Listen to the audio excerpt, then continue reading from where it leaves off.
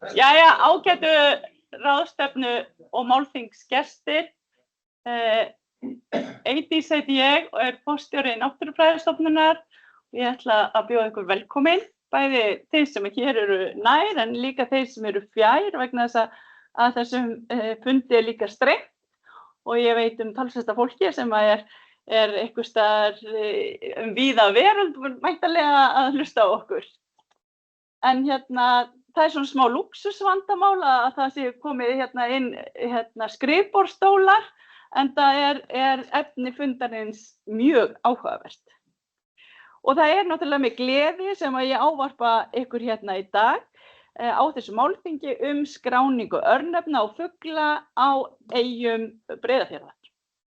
Að baki því sem að hér verður fjallað í dag eru mýmargar klukkustundir í spjalli við heimamenn, akstri, bátsferðum, við fuglatalningar, í kílómetrum á gúmmístígvélum og í alls konar veðrum. Málþingi í dag snertir nefnilega eyjar, sker og strandlengju Breiðafjarðar á margan hátt, ekki aðeins náttúruna, heldur minningar, tungumál og tengsl manna við umhverfi sitt. Örnefni eru ekki aðeins einföld heiti á stöðum. Þau eru lifandi vitnisburður sögu, búsetu, atvinnuhætti og hugsunarhátt kynslóðanna sem á undan okkur komu. Í örnefnum felast dýrmæt þekking, þau segja okkur hvar var róið, hvar var beitt, hvar var hætta og hvar var skjól og hvar var líf. Þau varðveita orðaforða sem annars gæti glatast og bera með sér sögur sem ekki að finna í bókum. Þegar örnefni hverfur ekki aðeins orð, heldur sameiginlegur skilningur og tenging við fortíðina. Þess vegna örnefnasöfnun ekki einungis fræðilegt verkefni, hún menningarlegt björgunarstarf. En örnefni hafa einnig mjög hagnýtt gildi. Þau hafa lengi verið lykillinn að því að skilgreina mörk jarða og landsnytjar. Þau eru hluti af lagalegum afmörkunum og undirstaða skýrleika og sátta landnotkun. Í dag munum við þó ekki aðeins beina sjónum okkar að örnefnum. Eyjar Breiðafjarðar eru einstakar með viðkvæmu lífríki þar sem haf og land mætast, þar sem fuglar hafa fundið sér skjól og varpstöðvar í áranna raðir. Vöktun og kortlagning náttúru forsenda þess að við getum skilið breytingar, brugðist við áskorunum og vernda það sem við eigum. Að skrásetja fuglalíf því ekki aðeins talning, það lykillinn að því að skilja heildarmyndina. Hvaða tegundir verpa og hvar, hvernig breytist dreifing þeirra með tímanum og eru einhverjar skýrar ástæður breytinganna. Slíkar upplýsingar eru ómetanlegar þegar kemur að verndun og sjálfbærri nýtingu náttúrunnar, en gögnin sem hér verða kynnt hafa einmitt reynst mikilvæg inn í heildarmat á fuglastofnum landsins. Verkefni í dag í rauninni sérstaklega merkilegt. Ekki síst vegna þess að það að langmestu leyti unnið að einu manni, Þorvaldi Björnssyni, sem hefur á yfir 40 ára tímabili unnið ótrúlegt starf að elju, ástríðu og óeigingjörni. Frá því að Þorvaldur fór fyrst út í eyjar Breiðafjarðar í maí 1984 hefur hann heimsótt 2258 eyjar, hólma og sker. Þetta eitt og sér afrek sem vekur aðdáun. En það aðeins upphafið af sögunni sem við munum síðan heyra nánar frá honum sjálfum hér á eftir. En kannski það sem stendur hvað mest upp úr að þessi vinna ekki aðeins afrakstur einstaklings, heldur samfélags. Þorvaldur hefur notið aðstoðar 257 heimildamanna við þessa vinnu. Mörg þeirra eru nú fallin frá, en með skráningu þess sem að þau miðluðu hefur tekist að varðveita þekkingu sem annars hefði glatast að eilífu. Fyrir hönd Náttúrufræðistofnunar langar mig hér sérstaklega að þakka öllum þeim sem lagt hafa verkefninu lið, framlag þeirra ómetanlegt. Þá langar mig einnig að þakka Breiðafjarðarnefnd sérstaklega fyrir tryggan stuðning við verkefnið síðustu ár. Kæru gestir, við lifum á tímum hraðra breytinga Tækniþróun, loftslagsbreytingar og samfélagsbreytingar hafa áhrif á það hvernig við lifum og hvernig við tengjumst umhverfi okkar. Í slíkum aðstæðum enn mikilvægara að halda í rætur okkar, að þekkja landið, nöfn þess og lífið sem þar þrífst. Þekking sem ekki skráð glatast og sögur sem ekki eru sagðar þagna. Skráning örnefna á náttúrufars ekki afturhvarf til fortíðar, heldur fjárfesting í framtíðinni. Verkefnið á Breiðafirði fyrirmynd. Það sýnir hvað hægt að gera með þrautseigju eins manns, ástríðu og samvinnu. Það því sannkallaður gleðidagur að við miðlum nú upplýsingum margra ára vinnu og ég vona að þetta verkefni verði hvati til frekari verka við skráningu náttúrufars Breiðafjarðar. Að lokum vil ég þakka Þorvaldi fyrir hans ómetanlega framlag. Verk hans ekki aðeins safn upplýsinga, heldur afhending arfleiðar til næstu kynslóða. Takk fyrir.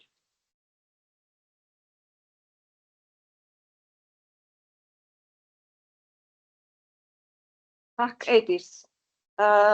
Ég heiti Anna Sveinsdóttir og sviðsstjóri Vísindasafns og miðlunar á Náttúrufræðistofnun og ég ætla að sjá fundarstjórn hérna í dag. Rosalega gaman að sjá hvað eru mörg og hvað eru margir líka í streymi og svo erum við líka að taka viðburðinu upp þannig að það verður hægt að kíkja á hann aftur síðar. Við vistum hann á YouTube-rásin okkur á Náttúrufræðistofnun. Ég ætla aðeins að renna yfir dagskrána áður en við byrjum. Eydís Líndal Finnbogadóttir, hún byrjaði að ávarpa samkomuna og við þakkum kærlega fyrir það. Þorvaldur Björnsson, Hamsker á Náttúrufræðistofnun, hann mun hefja leik og gera grein fyrir því mikilvæga verkefni sem hann hefur unnið síðastliðin rúm 40 ár við skráningu á nöfnum og lífríki á eyjum og skerjum á Breiðafirði. Og hann fær 40 mínútur til þess að tala þetta verkefni, af nógu að taka. Aðrir fyrirlesarar, þeir fá bara 20 mínútur. Bjarney Guðbjörnsdóttir, hún sérfræðingur landupplýsinga á Náttúrufræðistofnun og hún mun fjalla örnefnin undir yfirskriftinni þegar þekking hverfur, staðkunnugir kortleggja. Þá mun Borgný Katríndóttir, fuglafræðingur á Náttúrufræðistofnun, tala fuglagögnin sem hafa safnast og hvernig má nýta þau til að meta útbreiðslu fugla á Breiðafjarðareyjum. Við ætlum svo aðeins að standa upp í 20 mínútur og fá okkur kaffi. Förum hérna fram í kaffistofuna. Eftir kaffi þá ætlar Aðalsteinn Hákonarson, rannsóknaraðjúnkt á Árnastofnun að taka til máls og flytja erindi undir yfirskriftinni Örnefnasafn og Breiðafjarðareyjar. Þá það Erla Friðriksdóttir, formaður Breiðafjarðarnefndar sem mun fjalla verndun Breiðafjarðar. Að erindunum loknum reiknum við með 20 mínútum í umræður þar sem að fundargestir geta borið upp spurningar til fyrirlesara. Þannig að geymið endilega spurningarna þangað til í lokin. Þau sem að fylgjast með í streymi geta skrifað spurningar inn í fundarspjall eða í chatið í Teams og ég mun lesa þær hérna upp. En þá okkur ekki til setunar boðið og ég býð Þorvaldi í pontu.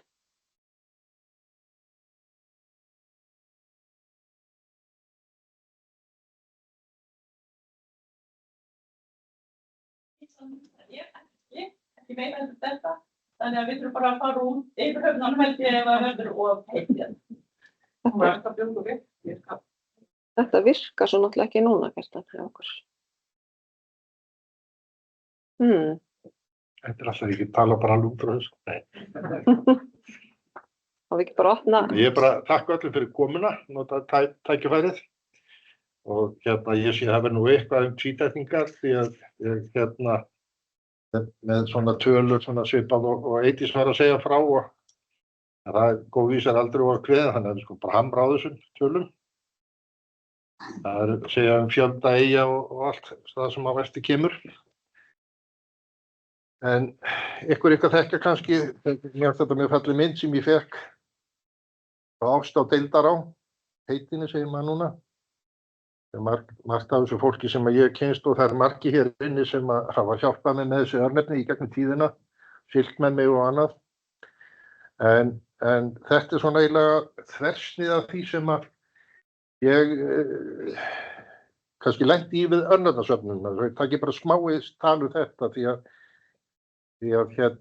hvert holt og mýri og hólmar og eyjar hafa nöfn og þetta svona eins og, hvað ég að segja, bók af leturs að horfa á þetta svona, sko. Þannig að síðan leiðréttingar sem að kom í ljós, sko, því að fólk sem ég hitti að það var búið að setja nöfnin inn á sumar eyjarnar og það fór alltaf tilbaka og sagði nei, þetta vitlaust, þetta ekki á réttum stað, þetta á að vera þarna. Og svo hélt ég áfram að fá hjá þeim nöfnin og þá var alltaf stokkið svo rispuplata yfir því, sko, þetta truflaði svo hvað þetta var vitlaust staðsett og það eru 2 ystu skerin sem hafa verið vitlaust staðsett. Þannig að þetta síðan það að maður náði þá að leiðrétta hlutina líka. Fyrir utan það að koma nöfnum á rétt á stað með hjálp heimamanna á hvað ég bara yfir. Og ég ætla líka að byrja að þakka öllum bara á eiginlega kannski að enda á þessu en ég veist þetta bara sem sagt ástæða til þess að þakka fyrir.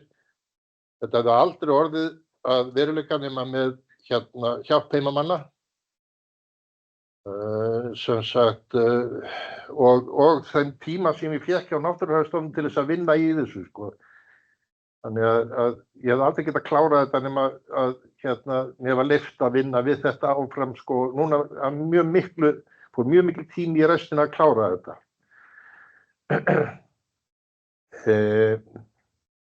Og eins þarna kemur fram þakklæti til Breiðafjarðarnefndar sem að svona gaf mér smá spark í rassinn að ég gat haldið áfram. Ég hefði aldrei klárað þetta nema með hjálp þessara manna, sko, þessara aðila. Og svo bara hvar á maður að byrja. Þetta tekið í láturum, fólk kannast við það. En sko, ég ákvaði eiginlega ekki að byrja því ég fæddist eins og ég talaði í einhverju viðtali í gær en það var nærri því þannig því að sko, hvað fékk maður áhuga? Fuglaáhugi kom strax eiginlega bara held í skóla. Ég var í Laugarnesskólanum og þar mikið fuglasafn og þar var maður eiginlega gónandi á fugla allavega nærri því einu svona dag.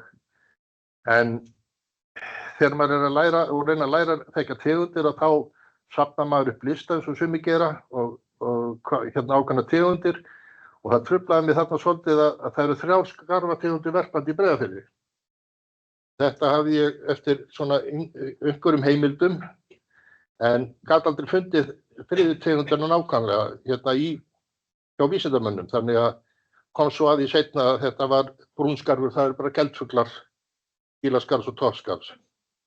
En allavega þarna held ég áhuginn að við kvikna á Breiðafirði. Ég var ekkert fann að uppgötva Breiðafirði þarna 14 ára, sko. En framhaldið eiginlega svoleiðis að upphæða þessu öllu saman að ég hóf störf hjá Veðurstofuembættinu árið 1981 og starf mitt var fólkið í þegar lesið þetta náttúrulega, ég sé þetta alltaf ská.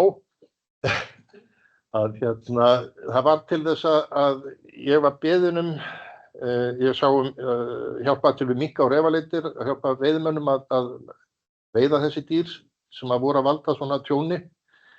Og þannig að það verður til þess að þetta 1984 ég fer fyrst út í Breiðafjarðareyjar og fer þá Vestureyjar, fer Skáleyjar og Hvallátur og Flatey og Svefneyjar og svoleiðis sem var ákaflega gaman að komast Ég fékk 2 daga fyrir hvern eyjaklasa að vera á.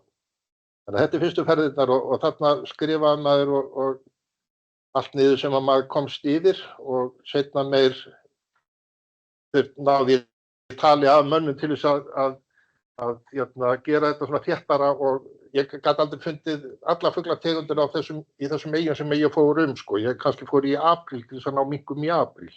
Ég kem inn á þetta örugglega á eftir en þetta svona upphafið að þessu.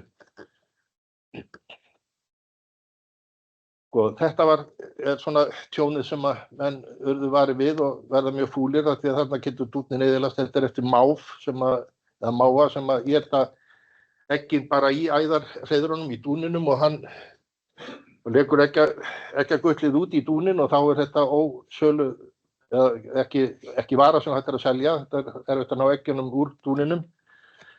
Og svo var svona eins og hrafnar, það gátu komið upp hrafnar, eða voru kannski par sem gat verið mjög afkasta mikið að tína egg undan æðarfuglum og öðrum fuglum. Og svo var þessi geldfuglahópar sem gátu komið, 200-300 hrafnarhópar komið á einhvern eyjaklassa og það fór allt í rúst á svoleiðis stöðum. Þannig að þetta var svona eiginlega, og mitt hlutverk að reyna að hjálpa mönnum að ná svona einstaka dýrum sem lögðust í þetta. Refir hafa komið núna við sögu seinni ár og eru, ég ætla að fara að segja verkbandi því ég er allir í fuglunum, en það hafa gotið út í nokkrum eyjum Breiðafjarðar og þá að sé sumst, ekki segja þetta, spyr ekki svona. Þetta er reyndar sko, svo því sem svara þá stoppa ég upp og ég gerði þetta svona til þess að hafa og sína hvað gerist sko. Og það var, sko, svo ég fari hérna. Þetta er líka uppstoppað. En ég er aldrei sko akkurat til stað. Þetta er ekki uppstoppað neitt sko. Það gerist meðal annars út í fremri Langey að ég hef aldrei séð svona samansafn af eggjum. Æðareggjum, það voru svarpasegg og tjaldsegg sem voru bara í einni hrúi inn í holu og dauðar æðarkollur. Það er engin lundi þar í þessari, þetta er heimaeyjan, en minkur var valdur af þessu öllu saman. Ein minkalæða. En sama hér, ég hef aldrei lent í svona fyrir það síðar, sko. Þetta eru 617 æðarungar, ein æðarkolla drap G9. En þetta er bara myndað 617, en svo tók ég 70 unga eftir þetta og Brandur á Basastöðum og annar maður sem var með okkur að hann taldi þetta væri 1000 ungar sem hefur verið drepnir þarna í eyjun og ég get eiginlega alveg sem sagt samþykkt það, en 700 var í vissum. En þetta er svona ástæðan fyrir að ég fer þarna út og að hjálpa mönnum að veiða minka og náttúrulega stela upplýsingum eyjarnar sko. Þetta er í Pjattlandi, í Fagureyjum. Þetta er eiginlega upphafið að ég fer út þetta er 1985 reyndar. Þá hafa minkur sem var búin að vera það árið áður heita Steinaklettar og það voru nokkri torskarfarverpandi þar á svona eiginlega flatlindi og minkur drap alla ungana þar. Það gerist árun áður. Þannig ég fór yfir allar Fagureyjarnar þarna 85 með Kristjáni og fleiri aðilum. Þannig að sko, það kemur í ljós á eftir á korti loftmynd að þetta heitir Oddbjarnarsker og þetta er vestasta eyja Breiðafjarðar, má segja. Þetta er vestur af 12 mílur vestur af Flatey cirka og þarna hefur náðst minkar líka. Bæði steggur, karldýr og læða með hvolpa. Þannig að Hafsteinn Guðmundsson í Flatey náði þarna þessum dýrum sama ár og það er til uppstoppanir á Náttúrufræðistofnun, hvolparnir. Þetta er mjög merkilegt að vera komið svona langt út sem að þið sjáu þetta á eftir á korti. Og ég ætla aðeins að kynna ykkur, þið náttúrulega þekkju flest Breiðafjörðin, en ég langaði að sýna ykkur sko hvað er mikill munur á flóð og fjöru. Og þið sjáu hérna klofningin, það er svona 8 fyrir honum og þetta er svona nokkurn veginn rétt hlutfall sem að maður sér hvað verða mikla fjörur þegar það fellur út. Það sem vakti athygli mína og margir hafa heyrt af og þekkja hér líka, séu brokeyingar hérna, að straumarnir sem að fólk talar inn á Hvammsfirði. Þetta er alveg ótrúlegt sko, það er miklu straumar þarna sem að maður verður að við. Maður búin að heyra þetta en þetta er bara eins og beljandi fljót sko. Og brokeyingarnir eru einstaklega lagnir við að komast þetta þegar að reyndar er svona hvað ég var að segja, það er ekki að fara svona á bullandi útfalli eða bullandi flóði sko, þeir verða sæta lagnir sko við á flóði eða helst að fara á milli eyjana eða þarna þessa þröskulda. Sjáum hvað þetta er bara svo ágætt lagsvið á sko. En eins og Eydís sagði áðan að þá þorði ég ekki að fara í 8, heldur sagði ég bara að ég væri 2250 eyjar og hólmar og sker sem ég hef komið í. Það er plús, náttúrulega. Þannig að ég tók svona setti þetta svona upp Og hérna má sjá hvað ég hef komið í, svo ég miklu minn svolítið af þessu sko. Annett, hérna sem vinnur með mér á Náttúrufræðistofnun, hún hefur hjálpað mér með þennan hérna grunn og hefur sett allt inn. Að hérna allar hérna punkta sko, þannig að á baku hvern punkt alveg hægt að zooma sig inn á sker eða eyju eftir hvað við á. En gulu, eins og þið sjáum við kannski á upplýsingunum þarna, þá eru gulu punktarnir þess sem ég hef farið eða labbað, og grænu punktarnir eru eyjar og líka mikið af skerjum sem eru, við byrjuðum að setja inn við Annett. Þannig að þetta geta verið bara einhver flæðisker og þetta grænu punktarnir sko, flæðisker og sker, og reyndar nokkra eyjar líka sem ég hef ekki komið í. Sko, í þessum ferðum skráði ég fuglategundir sem verpa í eyjum og fjölda hreiðra sem að ég fann, og hvar minkar og refir hafa náðst eða sést, eða sem sagt ummerki eftir minka hafa fundist. Verið, hérna, einn minkur getur verið farið 3, 4, 5 eða 10 hólma og drepið fugla, en finnst svo í einn af þessum eyjum sko. Þannig að það oft mikil ummerki eftir minki sem er búin að valda skaða eða sem er búin að hérna, drepa fugla. Eins og ég sá áðan allan að fjölda ekki þetta matur hjá honum. Hann ekki með frystikistu eða neitt svolítið til að geyma þetta úrna náttúrulega. Þannig að þetta ótrúlegt dráp hjá greiðunum. Hagamýs skráði ég í nokkrum eyjum sem hafa væntanlega komist út á fyrir löngu síðan með fólki eða flutningum. Selalagnir og grásleppulagnir sett ég eða tók ég saman líka, þar ég fann mikið af þessu í gögnum örnefnastofnunar eða hérna, já, í örnefnum. Ég segi örnefnastofnun núna því ég svo gamall að þegar ég byrja þá hét þetta alltaf öðru nöfnum og það heitir Árnastofnun í dag. Sko, þannig að þarna erum við komin að því að örnefnasöfnunin var eiginlega sko bara meðafli, svo góðir hérna sjómenn segja, fiskimenn. Þannig að ég ætlaði mér aldrei að fara neitt út í örnefni, þannig að þarna ég svona ber ekki af bossanum, en hérna svona satt maður oft og skrotað og blöð og alls konar miða og talaði á diktafón reynda þegar ég var á labba til þess að skrá upplýsingarnar. Sko, þannig að svona kom þetta nú út. Ég veit ekki hvort það sést á hérna skjánum hvað hérna myndin. Ég er svolítið gaman að því að segja frá, sko, þetta er þessi hrappseg. En hérna förum við velnaði fyrst upp í bótarhóma á bátnum og síðan síldi beggi hérna inn á húsi og einhver kjötsúpu þar í hátinu hefur komið. En þá labbaði maður inn á hólma og ég teiknaði hann þegar ég kom upp hér og leikði hérna þessar eyjur og ég teiknaði þetta alltaf fram undan mér sko. Og þá sé ég hvað vandamál hérna á 16. eða 14. hvenær menn byrjaði að teikna korta af Íslandi hvað verður djaga sko. Kemur þetta hérna svona. En í rauninni þetta eins og bótarhólminn eitthvað sem var hér.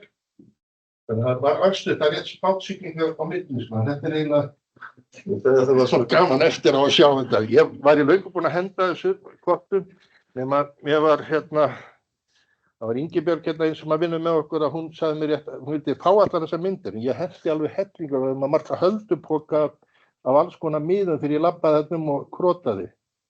Bara reyf ykkur að sjá svona bókhaldið. Engin talva var komið þarna á þessum tíma. Þannig að þetta var allt handskrifað í upphafi. Allt fætt inn á svona smá miða þegar ég stökk upp í báti eða fór úr bátnum og menn voru að flytja mig á milli eyja. Þannig að svona, þetta nú gagnasafnið eftir þetta. Þetta var allt komið inn í þessar möppur en svo var þetta að setja þetta inn á tölvu og það fyrir miklu minna fyrir því. Þannig að já, þá sem sagt komið að byrja að vinna síðan úr gögnunum. Það er ekki nóg að safna þessu. Árið 2006 að þá hérna voru lélega margar spólurnar af hérna diktafóninum og ég var að skrifa þetta inn á blöð. Því ég var ekki komið tölvu þá heldur. Það var bara einhver A4 blöð og þetta var æði mikil skriffiska að taka af diktafóninum. Fólk ekki það sem hefur notað en það verður líka að skrá af þeim, sko. Og það má segja eiginlega sko að ég hef ekki vitað hvað ég var að gera þegar ég var að þessu í upphafi sko að byrja að safna þessu öllu saman og ótrúlega árátta en svo það blundaði mér kannski að gera þetta í hellinni en eins og ég var að skilja hefði ég bara að byrja á þessu í dag að þá hef ég tapað mjög mörgum gömlum heimildamönnum sem að hérna hjálpuðu með þetta á sínum tíma. Þetta bara til þess að sýna, þetta ein skráning, ein ferð, bara hvað var í Hrafnseyni sjálfri.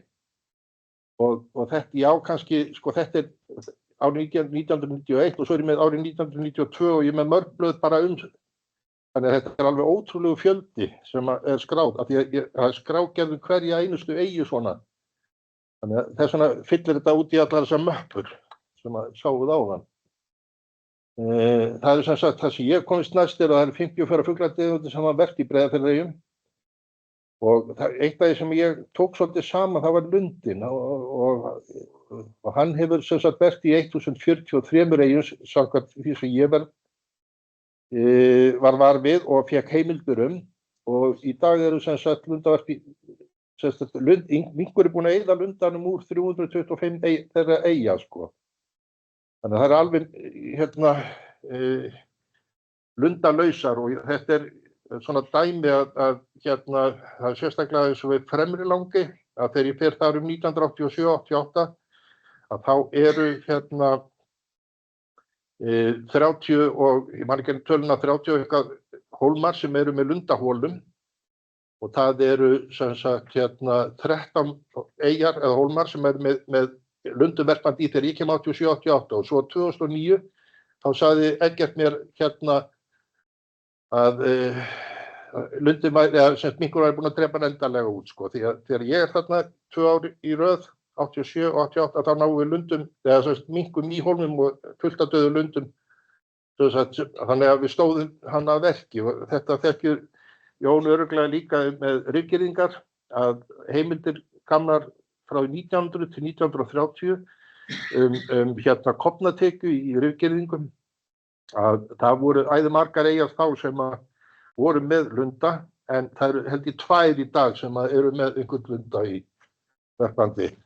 Þannig að hann hefur verið svolítið gráður svona og sérstaklega nálægt landi en ef ekki þetta gert þá færist þetta náttúrulega út, eyjar út, já.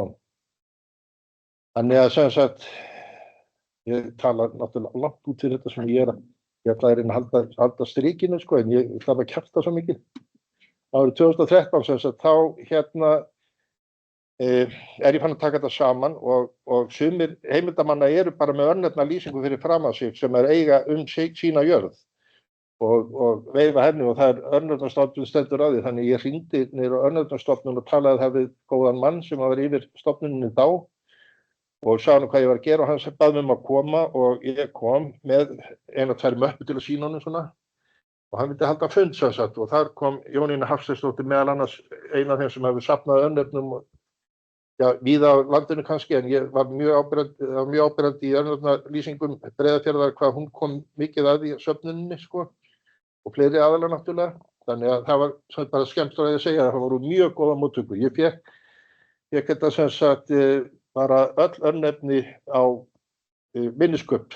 Ég var komin tölvu þannig ég fékk þetta á minniskupp og gat lesið þetta og las allar örnefnalýsingar og stundum mörgu sinni því að hausinn á manni verður náttúrulega fullur af alls konar upplýsingar þegar maður lesi þetta. Það voru 2 eða 3 örnefnalýsingar af sömu eyjunni kannski og þeim bar ekki alveg saman. Sumi voru með þetta sker og hinn var ekki með það og hann var með eitthvað annað þannig ég setti þetta bara upp í Excel. Ég veit ekki hvað ég skrifaði þarna en ég tala allavega út frá þessu eins og ég gerði þetta. Þannig að ég setti þetta bara upp í Excel og síðan setti ég þetta, má segja, bara inn á loftmynd. Fór þetta ekki. Og fór ég yfir 1 eða hvað? Nei.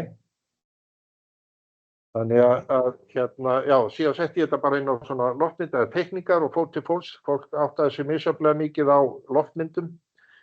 Að sjá bara ofan á eyjarnar því að þekkti það meira með því að vera á sjó. En allt kom þetta svona heim og saman þannig að nema að fólk báði að færa þetta sker og þessa eyju og svoleiðis þetta væri vitlaust sko. Stangarhólmi eins og í Brokeyjum. Stangarhólmi, það var vitlaust sko í loftmyndum og teikningu sem var í örnefnalýsingunum sko. Margir hafa reynt þetta og það náttúrulega utanaðkomandi reyna eftir bestu getu og mest að þessu var rétt sko. En svo voru einstaka vitlausur og ég líka að segja það að þetta ekki allt rétt sem ég hef gert endilega. En sjáum menn einhverja skekkju, þá endilega látið vita að það sé ekki að leiða þetta. Þetta gert þess vegna líka, sko. En þarna sem sagt fór ég að reyna að setja græna punkt eða svona kringlótta miða og fjölda eyja sem þar var og svona að reyna að átta mig á þessu hvernig þetta lit út og þetta var náttúrulega fyrst í upphafi, þá var þetta náttúrulega allt og stórt verkefni, sko. Svona var nú komið tölvur og skjái og svoleiðis, sko, þannig að þá var svona auðvelt að hafa kort upp á einu og svona að lesa þessu saman. Lesa örnefnalýsingar og skrá og hamast, þannig að þetta var svona fín aðstaða. Já, þetta kemur þetta sem ég hef búin að kjafta frá áður. Já, sko, það var eins gott líka að byrja á þessu, sko, því að menn voru orðnir mjög aldraðir sumir, sko, og ég leitaði uppi og var bent á menn sem að voru, sko, var hægt að tala við og þeir hjálpuðu mér, sko, fullt af örnefnum hefði ég, eins og Eydís sagði áðan, hefði ég aldrei fengið eða ekki í dag, hefði ég verið að reyna þetta í dag. Að margt af þessu yngra fólki sem núna tekur við athugult og mann þetta, en það líka, sko, komst ég að því að það sem var búið að selja og nýir aðalega búin að kaupa einhverja jarðir, voru með hesta kannski eða eitthvað svoleiðis, að það engan áhuga á skerjum eða svoleiðis sem að eðlilegt þau þurfti ekkert á því að halda. Þannig að það var mjög verðmætt að hitta þetta fólk allt á sínum tíma. Já, marga heimsótti ég nokkru sinnum, sko, því að þetta var æði mikið verkefni á sumum. Ég fekk mennir á stofnun, það er gaman að segja frá þessu, ég sagði einhverju frá þessu, sko, maður náttúrulega þegja yfir þess svona, en þessi snillingur, sko, ég hringdi í hann á sunnudegi og spurði hvort það væri til að hjálpa mig með þarna eyjar og sker hjá sér, já. En ég geta bara í gegnum síma, sagði hann. Já, ok. En ég vildi freka að hann kæmi og benti mér á það, og já, hann samþykkti það. Þannig ég keyrði og sótti hann bara, ég bauðst að sækja hann, sótti hann út á Álftanes. Og mér bráði svolítið það kom maður með hvítan staf og barði í bílinn og spurði hvort ég væri Þorvaldur, já. Og svo settist hann inn og hann með stórt stækkunargler, alveg stærra stækkunargler og svona litla möppu. Og svo sagði mér að hann væri með þetta 0,eitthvað á öðru auga blindur alveg á hinnu. Þannig að ég listi ekki á þetta í upphafi, en samt gaman að hitta hann, en sko kollurinn hann var algjörlega í lagi. Þannig að við fórum yfir þetta og hann bara lýsti þessu fyrir mig með að ég horfði á loftmyndina, hvað skerinn og annað héti og þá fuglar sem hann mundi eftir, sko. Þetta var svolítið eftirminnilegt að við gátum alveg græða þetta í gegnum síma, en ég vildi heldur að fá hann til þess að sjá þetta á döndamynda. Þessi höfðingi úr Öxneim og hann var ótrúlega skarpur og ég fór tvisvar til hans og hann hjálpaði mér með örnefni og fugla í eyju hjá sér því að við fórum í minkaleitum alla Öxneiðar meðal annars. En það var svona upplýsingar eins og ég spurði, hefur þessi fugl verið hefur þessi tegund verið og svona. Já, Lómur, jú, Lómur hefur verið 1943 að verið við litla mýri og þá var smá mýrapittur en síðan hefur hann ekki dorpið og aldrei aftur. Þannig að það er ein heimild til, þetta fannst mér svolítið áhugavert að ná, sko. Þannig að þessi höfðingi líka hann hvað ég var að segja, örnefnastofnun eða landmælingum kunnur kannski. Hann skrifaði bók svefneyjar, eða sem sagt smá bækling örnefni svefneyja og rosalega flott gert hjá honum og ég sá smá skekkju að mér fannst.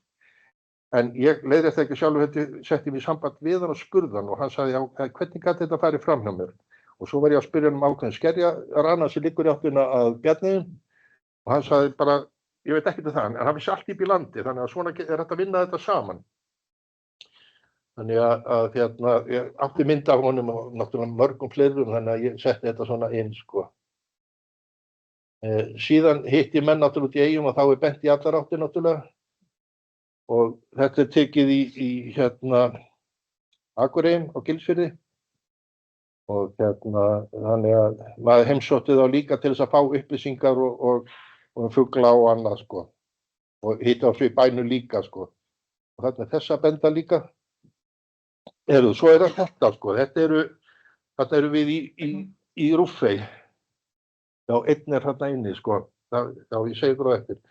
við erum í Rúfey og ég tek svona mikið af myndum, sko, þetta erum við bara í dúnleitnum, þetta er núna síðari ár, sko, það seinni ár, þarna tek ég myndir af svona skerjum sem að sjást upp úr og bara að segja ykkur, sko, allt heitir þetta eitthvað, sko, þessi sker, til dæmis.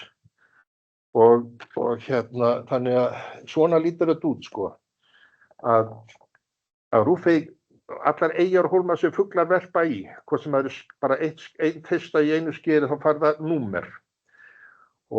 En sker og flæðisker, það sem yngur fuglar verpa, þeir fá bókstafi. Það er bara svona kennitala sem er hjá mér og verður þá, sko, seinni tíma ef að fólk er að fyrir eitthvað að vinna í eyjunum og þá er alveg hægt að sjá nákvæmlega út frá þessari kennitölu hvað fuglar verpa áður og hverjir verpa núna eða gerir samanburður á næstu árum eða eftir 100 ára, eða ég veit það ekki, vonandi er þetta að nota þetta á ennþá. Já, það, ég talaði við Jóhannes í Skáli mikill höfðingi. Eysteinn Gíslason var í útvarpinu í gær, bróðir hans sem að hjálpaði mér mikið á sínu tíma líka þegar ég var að byrja að safna þarna. Þarna var þetta sem sagt 130 sker og hólmar sem ég reiknaði með var búin að finna út, sko. Og bjóst við að fá eitthvað svoleiðis hjá Jóhannes þegar ég talaði við hann og hann tók svo rosalega vel í þetta og ég sendi hann heim með loftmynd og hann fór að skrifa númer, ég sá hann skrifa bara númer á eyjunum og til hliðar, sko, nöfnina því þetta var mikið fjöldi eyja þarna hjá honum, sko, og skerja og svoleiðis. Og hann hringdi fljótlega í mig og sagði, heyrðu, ég man hvað þessi hóll heitir og þessi mýri, hún heitir þetta og eitthvað svona og ég sagði, jú, ekki setja það þarna inn, þá sést ekki í blaðið. Þannig ég sendi honum stóra loftmynd af heimaðinni þar sem hann setti þetta allt inn, öll þessi númer og til hliðar sem ég sagði nöfnin á hólum og mýrum og vogum og öllu þessu og þetta endaði í 887 nöfnum sem að ég hefði ekki fengið þetta í dag og enginn, sko, því að krakkarnir sem eru tekin við að þau, krakkarnir segja þetta fullari fólk, sko, þau hafa örugglega vitað mikið af þessu en Jóhannes var sérstaklega lægin líka, sko, ég held að hann hafi nú verið með skírnarfant, sko, það í sömu tilfellum því að það heitir eitthvað Eysteins Vá og Jóhannes að spillir og eitthvað svoleiðis, sko. Þannig að það var bara gaman að því, þetta er þá nöfn á þessu, sko, og það er ekki endilega rétt að nöfna því að það eru gömul því að ég komst að því seinna að ég var skammaður fyrir að setja ekki inn nöfn þarna útselssker eða eitthvað svoleiðis og þá talaði við pappans og sagði, heyrðu, á hverju sagði mér ekki þessu? Æ, krakkarnir eru töluð byggu til nöfn á þetta og svoleiðis og það er bara komið þá nöfn og það er bara alltaf leið að setja það inn. En þarna sér maður heima á Skáli og þarna má sjá, sko, alla þessa hóla og hólma eða mýrar og svoleiðis og ég gaman að Jóhannes því, sko, margar sögur náttúrulega komið í þessum eða hitta þetta fólk, margar sögur og það var svolítið gaman að ég rifjast bara allir upp núna, sko, þegar Jói var að segja mig frá því að það voru slegið tún í gamla daga, þúurnar teknar og gerði svona smá túnbleðla til þess að geta heyjað á fyrir 1 og 2 skjátur, sko og hann sagði mér, heyrðu, viltu að ég segja hvað þessi túnbleið þarna hét? Já, þetta er Jónstún. Ég held að verið tún, það var alltaf verið tún, það er svona eitthvað smáeis. Þetta hétt eitthvað Jónsson og þetta hétt Sigurðar og þetta var Ólafur, sko, þeir voru 3 þarna slá. Svo tók þessu saman á einu slá og slóðu þetta saman og hvað var þetta þá að heita? Já, túnið okkar allra eða eitthvað. Þetta, ég held ég hafi skráð þetta svona nokkurn veginn inn en sumt að þessu er komið undir stærri tún, sko, í dag, sko, þannig að heyrðu, en í Hvalláturum er þetta svona að það eru 267 eyjar og sker þar sem að 40 fuglategundir hafa verpt. Ég hef safnað þarna upplýsingum í 30 ár, ég er náttúrulega ungamall. 30 ár, við keyptum þetta nokkrir félagar í samráði við fyrrum eiganda og þetta var algjör paradís, sko, og er. Og sjá lífið þarna úti, fuglalífið þar að segja og þarna eru mýs og reyndar hefur komið minkur líka og í gamla daga þá voru tófur sem komu þarna út í eyjarnar. Þarna, eins og þið þekki kannski í sögunni að þá var Flatey með eða sem sagt sjoppan var í Flatey og menn komu ofan á Barðaströnd og víða að fóru út í Flatey og þá var þetta að fara á ís, alla leiðina kannski að Hvalláturum og svo kom smá sund sem að þurfti að fara á báti yfir í áttina Flatey því að straumar þar, þannig að á þeim tíma voru refir sem að fóru út í eyjarnar en það heita sumir hólmarnir kannski eftir því. Það er nöfn á refum sem sagt, alls konar nöfn sem sagt sem að, nú man ég ekki bara akkurat í hvað heitir, tóusker, já, akkurat. Þú, fyrir megandi mann þetta miklu betur ég, þú ég búin að vera þarna. Það voru þarna tóusker, sko. Þar sagði einmitt held ég Jósi mér frá því að þar var talað að þeir hefðu rekið tóurnar á flóði, á fjöru, og haldið þeim þar og gátu svo náðu þeim þegar það flæddi þegar það reyndi að synda í burtu. En svona var fólk að reyna að ná svona refnu niður þarna á sínu tíma sem var að valda uppla þá. Og þið sjáu þetta, hvað er mörg sker og flæðisker og annað. Og svo eru örnefni, ég býð alltaf eftir að flaggera í sig eftir búin, eftir byrjuð. Já, þetta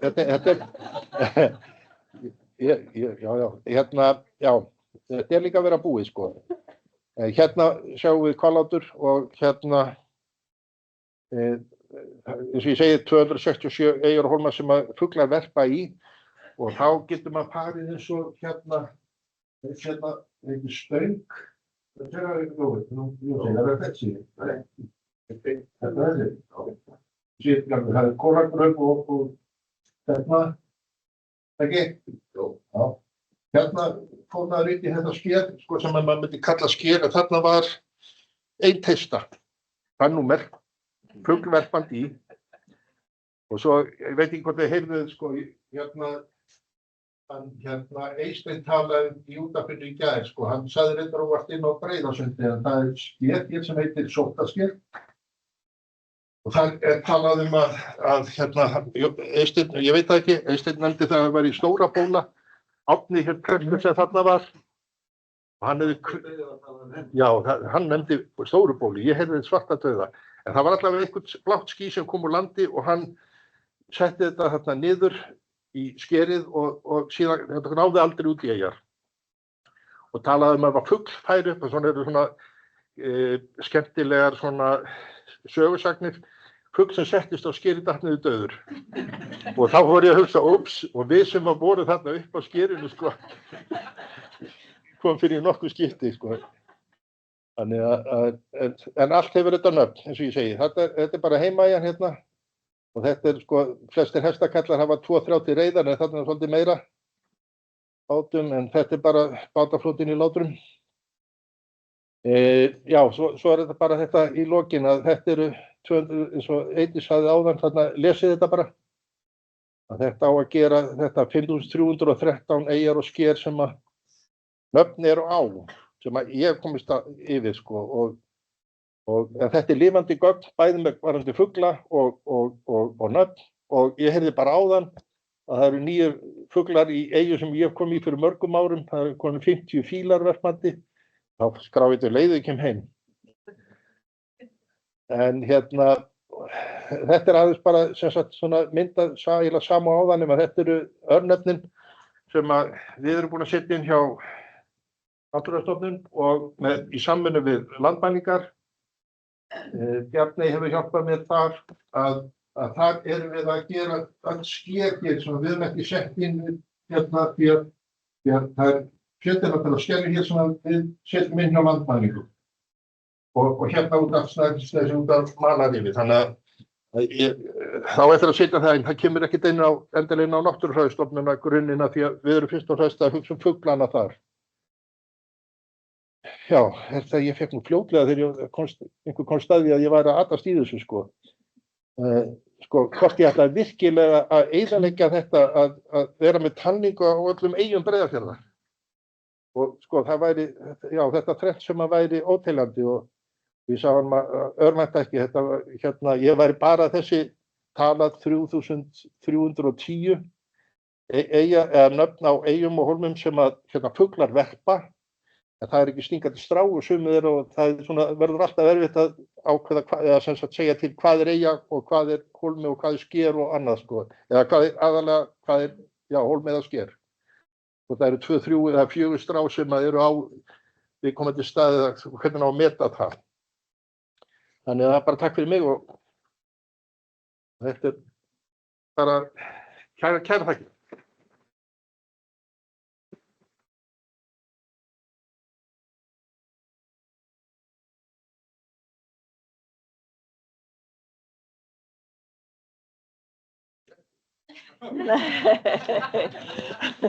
Veistu það, ég var ekki droslega ströng við þig. Mér fannst það bara ekki viðeigandi. Þeir bara svo eru ótrúlega... Ég betra fyrir að hún yfirbaði mig. Já. Bara kæra þakkir. Þetta ofboðslega spennandi og skemmtilegt verkefni sem að hann hefur unnið að hann Þorvaldur yfir 40 ár eins og komið hefur fram. Og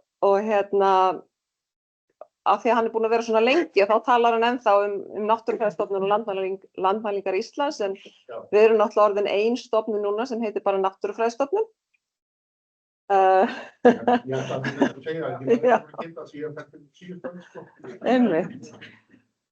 En næst ætlar hún Bjarney Guðbjörnsdóttir á Náttúrufræðistofnun að fjalla það sem tengist örnefnunum og söfnun á þeim. Þegar þekking hverfur staðkunnugir kortleggja. Gjörðu svo vel. Takk fyrir. Svolítið erfitt að koma eftir rokkstjörnunni. En já, ég sem sagt heiti Bjarney og hef umsjón með örnefnagrunninum hjá Náttúrufræðistofnun áður landmælingum, þannig að við erum búin að vera í nokkur ára að þessu. Þórey, hún hinn samstarfsmaðurinn í örnefnunum, þannig að við erum 2 og Þórey eiginlega sú sem að gerði eiginlega allt í þessu verkefni þangað til bara í fyrra hitt fyrra. Ekki búin að vera við 2 að sitja saman, ég held það. En já, örnefnagrunnurinn eitt af nokkrum verkefnum sem við vinnum hjá stofnuninni og í dag ætla ég að tala íslenska örnefnagrunninn. Sérstöðu hans á heimsvísu og það áskorunir sem við stöndum frammi fyrir. Hvað sé það? Já, það skemmt. Ok, núna. Ok, á Íslandi eru örnefni varin með sérstökum lögum örnefni. Markmið laganna að vernda örnefni sem hluta af menningararfi þjóðarinnar, tryggja samfellu í nafnhöfðum og sjá til þess að ný nöfn samræmist íslensku máli og landslagi. Þetta nokkuð sérstakt því í mörgum öðrum löndum eru örnefni fyrst og fremst stjórnsýslugögn og ekki skilgreind sem menningararfur. Oft þetta bara orðalistar. Og við erum svo heppin að í lögunum stendur að við eigum að vera í samstarfi við stofnun Árna Magnússonar í íslensku fræðum. Þau eiga að vera til ráðgjafar, varðandi söfnun, skráningu og varðveislu örnefna og nýjar nafngiftir. Og við erum í mjög góðum samskiptum við góða starfsfólkið í Árnastofnun. 2 þeirra eru hér en við erum náttúrulega mest í samstarfi við hann Aðalstein og sem talar á eftir. Og hann ráðleggur og aðstoðar okkur ef það komið upp einhver vafaatriði, eitthvað sem við getum ekki fundið út úr. Varðandi staðsetningu og uppruna og af hverju heitir þetta, er þetta rétt og allt þetta. Árnastofnun varðandi líka textaskrár með örnefnalýsingum á flestum jörðum landsins og þær eru á nafni.is. Þannig að allar örnefnalýsingar sem áður þurftu að fá útprentaðar eða sendar í tölvupósti, þær eru bara á internetinu, bara öllum aðgengilegar. Við Þórey erum stórnotendur á þessari síðu, mögulega bara aðal, þannig að við notum þetta mjög mikið. Já, og við vitum öll hvað örnefni eru, allt sem heitir eitthvað í kringum okkur eru örnefni. Þegar við lýsum stað eða lýsum því í síma hvar við erum stödd, notum við örnefni til að útskýra. Í gegnum árhundruðin hafa Íslendingar fyrst og fremst verið landbúnaðar- og fiskveiðiþjóð. Í göngum og leitum skiptir miklu máli fyrir fólk að geta skipulagt leitir út frá örnefnum og eins hafa sjófarendur nýtt sér með frá hafi að landi til að vita hvar óhætt að sigla eða til að finna góða veiðistaði. Þess vegna hafa örnefni skipt miklu í afkomu fólks í gegnum árhundruðin. En líklega helst allt í hendur, það að segja tæknin sem gerur okkur kleift að skrá allt niður í stóra steina sem bera nafn. Leiðsögutækin sem segja okkur hvernig við eigum að komast á vissan stað og minnkandi þekking á umhverfinu, þetta þrennt, allavega. Fólk byrjaði að nota tæknina við leitir, bæði leiðsögutæki og 4- og 6 hjól í stað þess að treysta þekkingu sína á hesta af því það er fljótlegra og öruggara. Fólk flutti úr sveit í borg og bæi og þekkingin hætti að lærast mann fram að manni. Þið vitið ekki hversu mörg símtöl við höfum fengið eða bara tölvupóstar þar sem fólk bara segir eitthvað, ég er líklega svo síðasti sem veit eitthvað þetta eða hef þekkinguna eða þetta er alveg ótrúlegt. Örnefnin. Já, ég var búin að nefna að á Íslandi eru örnefni varin með sérstökum lögum örnefni og örnefnagrunnurinn er nefndur sérstaklega sem eitt af verkefnum í lögum stofnunarinnar. Annað sem er sérstakt er að íslenski gagnagrunnurinn er mjög nákvæmur. Örnefnin eru afmörkuð sem punktar, línur eða svæði, allt eftir eðli umfangs þeirra og það er hægt að skrá allt niður í einstaka steina, hóla og lautir sem er einstakt fyrir heilt land. Á Íslandi eru örnefnamál unnin í samstarfi milli náttúruvísinda og hugvísinda, þar sem Náttúrufræðistofnun heldur utan gagnagrunn, net og kort, en Árnastofnun heldur utan söguleg atriði, heimildir og allt sem viðkemur nafnfræði. Við þekkjum öll staði sem heita mismunandi nöfnum eftir því hvaðan fólk er. Til dæmis heita fjöll mismunandi nöfnum sé frá sitthvorn bænum. Og það er því mikilvægt að í örnefnagrunnunum eru skráð tvínefni, þrínefni og jafnvel fleiri nöfn með sem öll eru leiðarbær. Í grunnunum eru líka skráðar heimildir uppruna og athugasemdir ágreining eða óvissu. Sveitarstjórnir eiga að hafa frumkvæði að nafni nýrra náttúrufyrirbæra innan sveitarfélags að fenginu umsókn örnefnanefndar, en almenningur getur lagt til ný örnefni og tekið þátt í staðfestingu nafna. Almenningur getur síðan leiðrétt eða bætt skráningu í örnefnagrunni. Ef ágreiningur kemur upp fyrir máli til örnefnanefndar sem starfar á lögbundnum grunni. En allt þetta að almenningur hafi verið, það er mjög sérstakt og mjög sjaldgæft á alþjóðavísu. Örnefni á Íslandi eru hluti af kjarnainnviða þar sem þau eru hluti af opinberu grunnkorti. Þau eru notuð í skipulagi, náttúruvernd, neyðarviðbrögðum og rannsóknum og síðast en ekki síst þá eru þau uppfærð reglulega og opin almenningi. Og hér getur við séð hversu mikil vinna þetta er.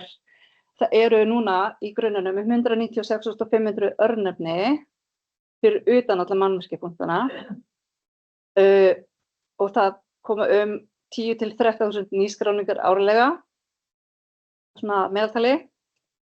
Síðan það eru 20.000 uppfærslur og lagfæringar á ári. Það er í rauninni, það er fólk út allt land, bara einstaklingar þeir sem þekkja vel til, þau eru að skrá inn og alltaf þegar þau leiðrétta eitthvað eða gera eitthvað, þá þurfum við aftur að lesa yfir og samþykkja það í útgáfu. Þannig að það er þessi hreyfing, það er rosa mikil hreyfing í grunnunum. Vefsjarnar, þær eru uppfærðar vikulega eða allavega þegar við komumst í að lesa yfir, við erum í öðrum verkefnum líka. Þannig að þá alltaf á 5. degi þá er allt sem við erum búin að samþykkja í vikunni, þá er það birt, það birtist það. En síðan eru útgáfur, það er svona fyrir fólk sem að er kannski kortagerð. Þá geta þau sótt gögnin og eru þá með ný uppfærð gögn, það er 4 sinnum á ári. Já, danska herforingjaráðið bjó til fyrstu staðfræðikortin á Íslandi og fyrstu landstekjandi kortin voru atlaskortin fallegu sem voru mælikvarða 1/100.000. Þegar stafrænatæknin tók yfir voru þau kort skönnuð og ljóslesin og það var fyrsti grunnurinn að stafrænum örnefnagrunni. Örnefnin birtust þá sem beinar línur sem birtast þá oft ekki rétt stað og enn eimir af þessum línum, eftir af þessum línum sem á eftir að lagfæra og þetta er náttúrulega helsta sem við fáum bara þetta er allt vitlaust og það er út af þessu að þetta var skannað inn af þessum pappírskortum. Í upphafi innstendra gagna til okkar komu örnefnin inn sem línur, þessar pínu litlu bláu þarna, sjást örugglega ekki. Og það þarf svo að lagfæra og svo hefur fáið stundum svona punktaskrár. Og þetta þurfum við síðan að lagfæra, fara yfir og teikna aftur. Þetta sést ekkert brjálæðislega vel, en það allavega, þarna eru komnir svona svæði, svona flákar fyrir hvert og eitt. Þannig og svona teiknað eftir línunum og þannig. Þannig að þetta svona lýsir landinu betur eins og þetta útfært í örnefnagrunninum. Svo búum við í mjög ungu og lifandi landi og það enn í mótun. Hér koma eldgos með Nýju-Hrauni og gígum sem fá nöfn og jökla brána og þar koma fram ný svæði sem áður voru hulin jökli. Þetta til dæmis hafa búið að tala þetta örnur í mörg ári, það ekki búið að staðfesta þetta. Þetta bara ekki til, en þetta ekki inn í grunnunum. En það ekki útgefið. Staðkunnið kortleggja eða crowdsourcing eitt af sérkennum íslenska örnefnagrunnsins sem við erum mjög stolt af og hver man ekki eftir þessu atriðum í þessu áramótaskaupi. Þetta var alveg frábært. Hvar sem við komum og tölum örnefnagrunnin, þá fólk hissa á að við treystum almenningi til að staðsetja örnefni. En hverju mættum við að treysta ef ekki einmitt fólkinu sem þekkir landið best? Ekki veit ég hvað þetta var. Ég bara góð í tölvu. Hvernig fer þetta fram? Það eru örnefnalýsingarnar á nafni.is síðan og fólk getur valið að fá að senda til sín stóra mynd til að það merkja inn á eða að skrá sjálft inn í örnefnaritil. Þá það að skrá beint inn í örnefnagrunnin en við náttúrulega lesum síðan yfir og tjekkum hvort að fólk sé bara bylla eitthvað eða hvort þetta fylgir svona nokkuð við örnefnalýsingum. Og síðan, þá leggjum við mikla áherslu á að vera í góðu samstarfi við fólk út allt land, en það veltur svolítið á því að fólk hafi samband við okkur af fyrra bragði, af því við vitum ekki hverjir þekkir til. Þannig að, og við alltaf tökum vel á móti fólki, símtölum og tölvupóstum, ef fólk vill skrá örnefni. Við höfum farið í mörg ferðalög út allt land, þegar það óskað eftir og þegar svona hópar tilbúnir að hittast saman. Og þá heimsækjum við fólkið á svæðinu, höldum svona tölvunámskeið. Og við erum búin að fara á þessa staði, nokkru sinnum á nokkra staði. Þetta alveg svona, þetta ágætt sko. Nú ætla ég bara að sýna ykkur svona fyrir og eftirmyndir. Enda náttúrulega á Breiðafjarðarmyndinni. Þannig að ég var aðeins að vera að tala þetta sýnir bara að þegar félagasamtök taka sig saman, það rosa mikið atriði og mikil bara samtakamáttur í því. Hvað þetta hefur mikla, á þessum hvað eru 16 ár.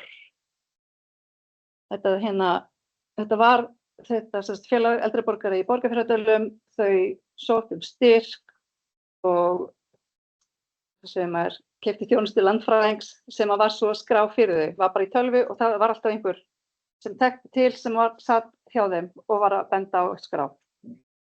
Síðan frá 2020 þá var eftir stafhólstungunar og þá kom einn eldri maður og hann kemur alltaf ennþá annars slagið, hann fær útprentaði myndir og hann bara fer með þær á bæina og útlutar og lætur bara fólk og svo bara kemur hann og skila þeim til okkar.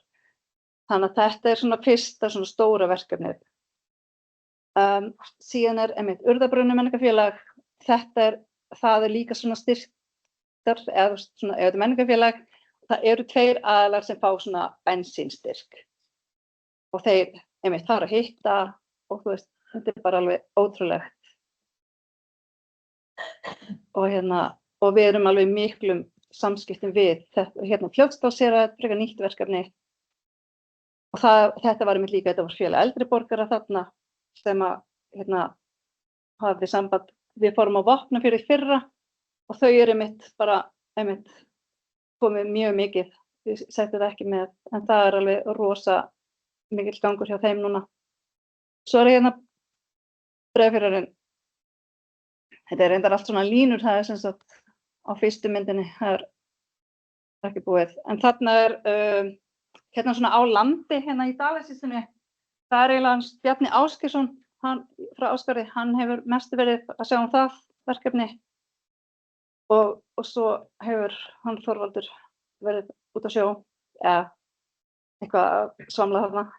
Ég má aðeins. Já. Ekki Bjarna, Já. því að ég tók við hjá mér, ég þekki þig. Þú ekki blautur í fæturna. Nákvæmlega. Ég hafa því landir en ég út í sjó. Einmitt, nákvæmlega. Þannig að þetta eiginlega bara þannig. Síðan það þarna kortagluggi.is og örnefnasjá sem náttúrulega eiginlega bara það að sjá þetta allt þarna. Nafni.is og svo ritillinn. Ég þarf ekki að fara inn á þetta. Þetta bara kortagluggi.is og nafni.is. Þetta alveg bara frábærar vefsíður. Ekki segja neitt meira held ég. Nema þið getið haft samband við ykkur, Bjarni og Þóri, aðna.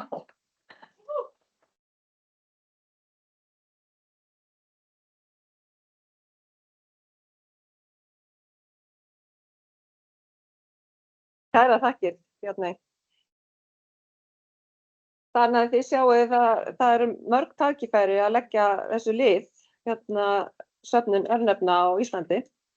Þó Þorvaldur sé búinn að taka allar eyjar og sker, þá hann nóg öðru að taka. Þá ætla ég að opna fyrirlesturinn hennar Borgnýjar Katrínardóttur, fuglafræðings á Náttúrufræðistofnun. Og hún ætlar að tala útbreiðslu fugla á Breiðafjarðareyjum. Settu þetta í present. Já, ríkbúnaði. Nei, jú. Ég sé ekki. Nú kemur, svo bara auðvitað. Já, ok.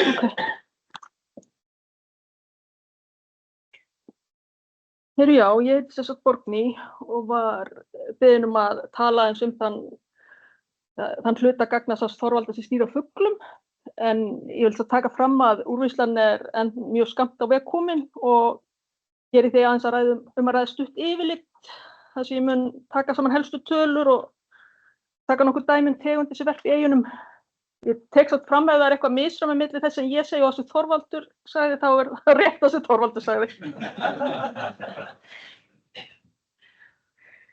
Náttúrufræðistofnun starfar sem sagt samkvæmt þessum lögum númer 54, Náttúrufræðistofnun og náttúrustofur og verkefni stofnunarinnar samkvæmt 3. grein laganna eru meðal annars að varðveita náttúrugripi, ritsmíðar og önnur gögn á vísindalegum heimildasöfnum og byggja upp aðgengileg gagnasöfn með sem fyllstum heimildum íslenska náttúru. Og skrá kortleggja kerfbundið einstaka þætti íslenskrar náttúru meðal annars jarðfræði og útbreiðslu tegunda. Og athuganir Þorvaldar á fuglalífi í Breiðafjarðareyjum og söfnun heimildra frá heimamönnum falla svo sannarlega vel að þessum markmiðum og gagnasafnið sem hann hefur byggt upp mjög yfirgripsmikið og verðmætt og hefur við kollegar og náttúrustofnun sannarlega notið góðs af því. Og vísindalegt gildi þess mikið og það nýtist meðal annars við að kortleggja útbreiðslu tegunda og breytingar sem hafa orðið þar á og einnig landnám nýrra tegunda á þessu einstaka svæði og getur einnig líka nýst við stofnstærðarmat fyrir sumar tegundir. Ég ætla bara rétt hafa sína yfirlitskort sem sýnir þær eyjar þar sem eru til fuglagögn fyrir í bláu sem sagt og já, hérna fyrsta villan. Hvallátri hafa víst verið 40 tegundir, ég held að það hefði verið mest 34, en hérna sjáum við sem sagt mismunandi fjölda tegunda eftir eyjum.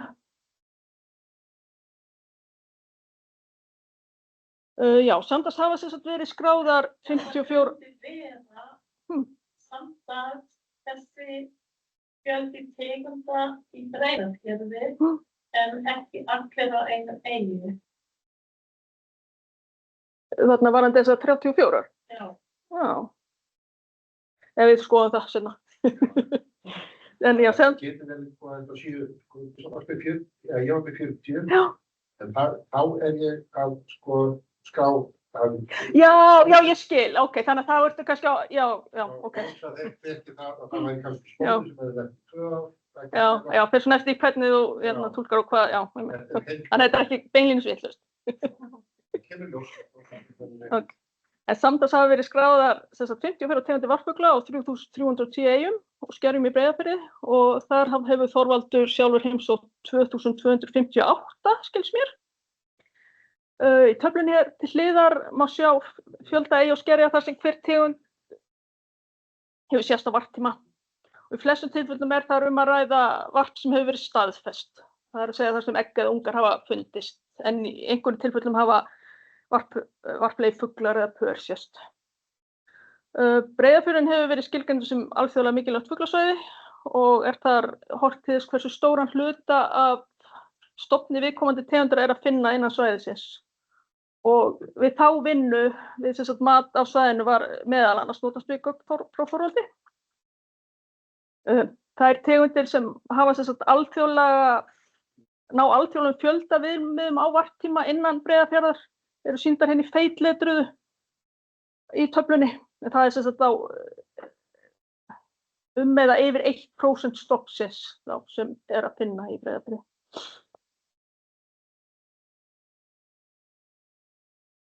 Já, nú ætla ég bara svona stikla mjög stóru, taka dæmi útbreiðslu nokkurra tegunda og byrja á æðarfugli sem er auðvitað algengasti varpfuglinn í Breiðafirðum þegar litið til fjölda eyja þar sem tegundin verpur eða hefur verpt. Og já, grænt er það sem er varp núna og appelsínugult er það sem var varp hér áður. Já, æður hefur verpt í 2849 eyjum og það hefur verið áætlað 60.000 pör verpi í Breiðafirði sem er 20% stofnsins og hafa auðvitað lengi verið mikil hlunnindi af dúnteiki á svæðinu. Þá er það lundinn, en það er tæplega 19% stofnsins sem verpur í Breiðafirði eða 380.000 pör og hefur vart verið skráð í 1.044 eyjum. En líkt og sjá á kortinu þá hefur útbreiðslan dregist töluvert saman.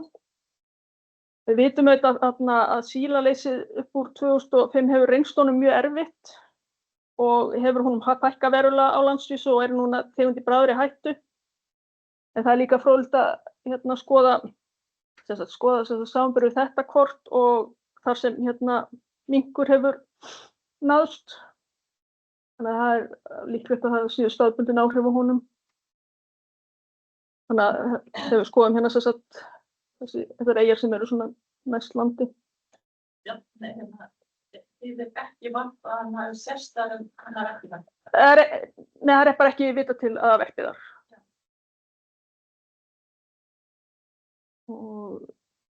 Breiðafjörðurinn er líka gríðarlega mikilvægt varpsvæði fyrir svartbak, en það er tæplega 50% stofnsins sem verpir í Breiðafirði og hefur verið skráð í 1792 eyjum, en útbreiðsla hans hefur einnig dregist nokkuð saman, sem rímar við bara það fækkun sem við höfum verið að sjá á landsvísu, en hann er núna einnig tegund í bráðri hættu á válista. Krían er svo önnur tegund sem nær þessum alþjóðlegu viðmiðum, en það eru 7,5% stofnsins sem verpur við Breiðafjörð og hefur vart verið skráð á 582 eyjum. Og grágæs er einnig útbreidd í Breiðafirði og hefur verið skráð í 1597 eyjum og það er áætlað að rúmlega 6% stofnsins verpi þar. 100 lóma verpa í Breiðafirði og er það tæplega 7% stofnsins. Þá er brandöndin sem er svona dæmi svona nýlegan landnema sem hefur verið að breiðast hratt út eyjarnar. Fyrsta skráða varpið í Breiðafirði var árið 2009 og hefur varp nú verið staðfest í 29 eyjum en mögulegir varpfuglar auk þess sést í 12 eyjum til viðbótar. Sem dæmi hve hratt þeim er að fjölga þá má líta á þróunina í hvalátrum. En þar fannst fyrsta hreiðrið 2012, en 10 árum seinna var staðsett varp hjá 11 pörum, auk þess sem líklega voru 3 önnur einnig að verpa á svæðinu.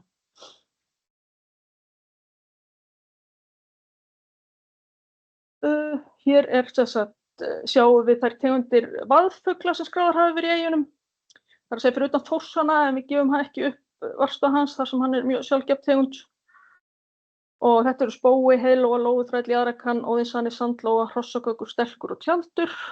Og svo ætla ég að sýna aðeins betur hérna tjaldinn. Hann er langalgengastur, enda tegund sem náttúrulega á kjörlendi meðfram ströndum. En hann hefur verið skráður á 1645 eyjum.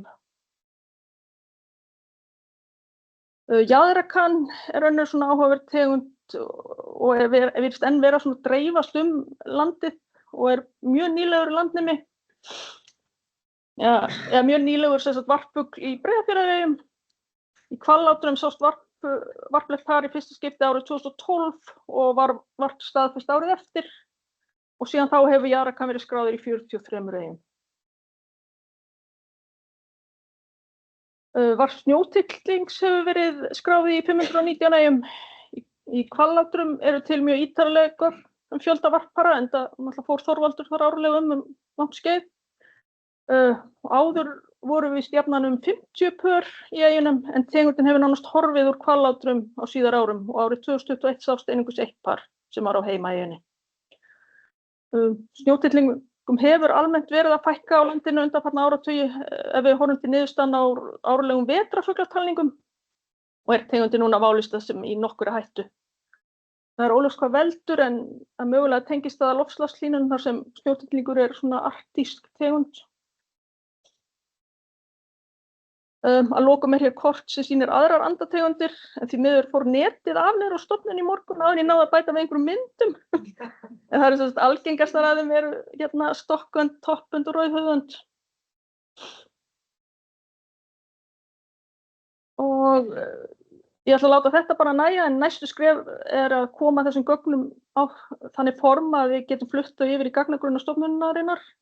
Og draumurinn auðvitað að þau verði aðgengileg í kortasjá, þannig að hægt verða að smella á ákveðnar eyjar og fá þá ítar upplýsingar þær tegundir sem hafa verið skráðar þar. Og ég vil þakka Annett kærlega fyrir kortagerð og fyrir ykkur sem hlustuðu og að lokum beini ég öllum spurningum til Þorvaldar.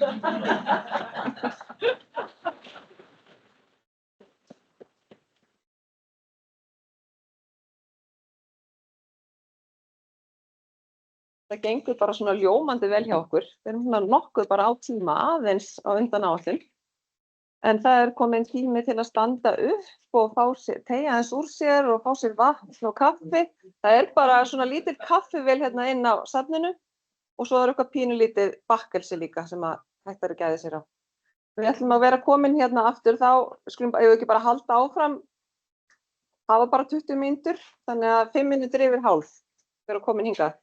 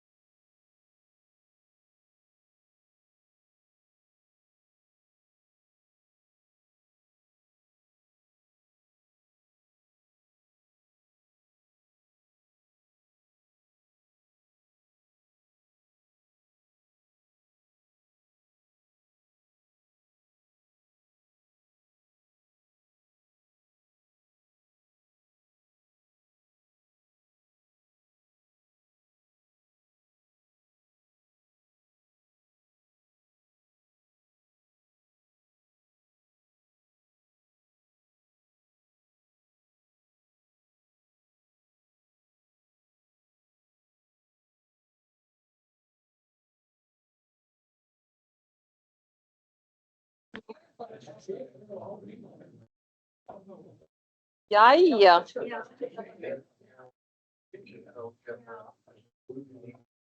Þorvaldur, þú ert búin að fá að tala í 40 mínútur.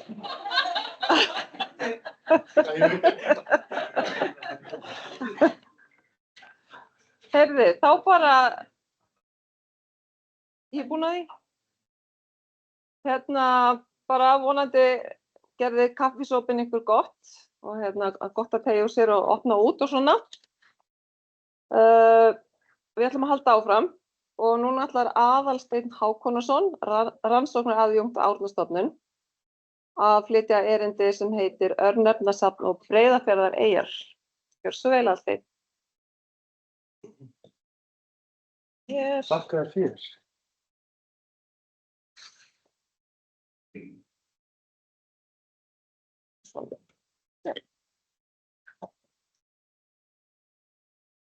Komið sæl.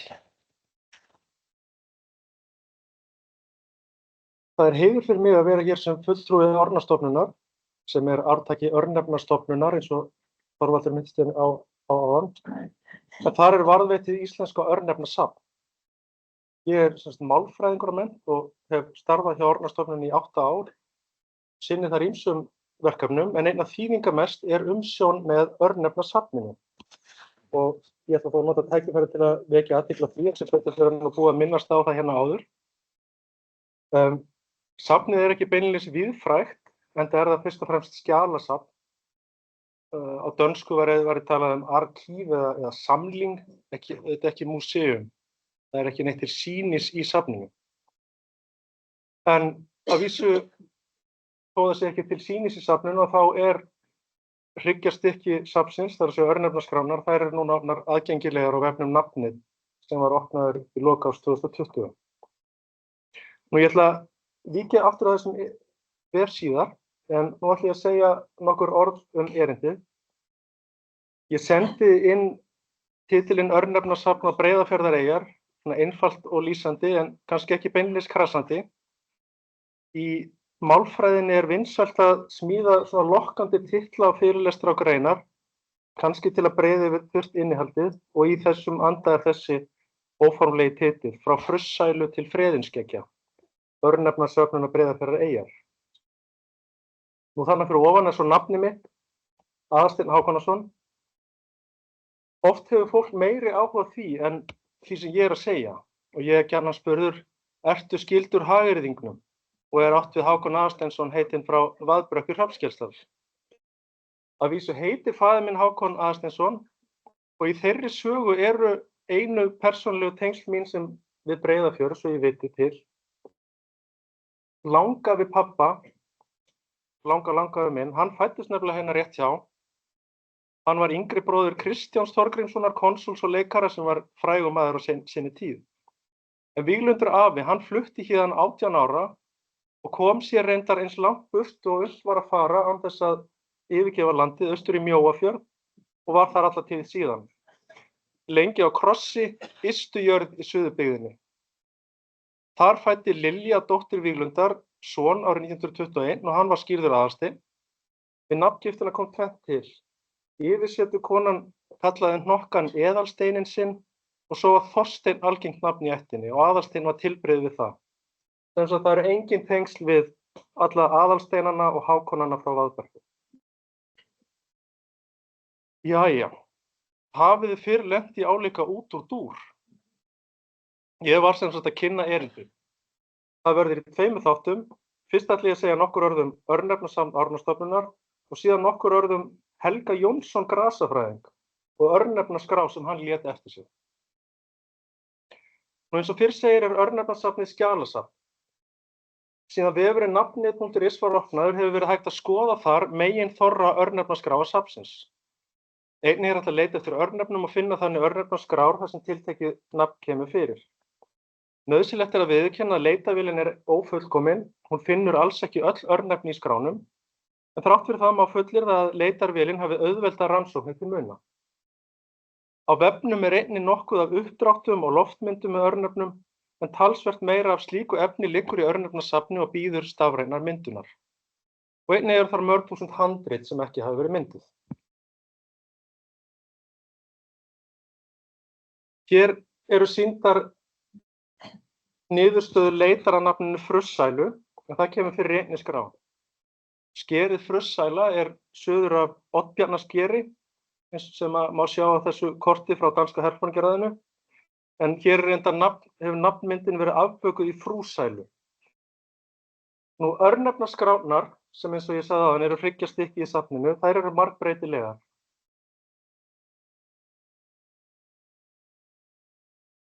Klárastoppinu.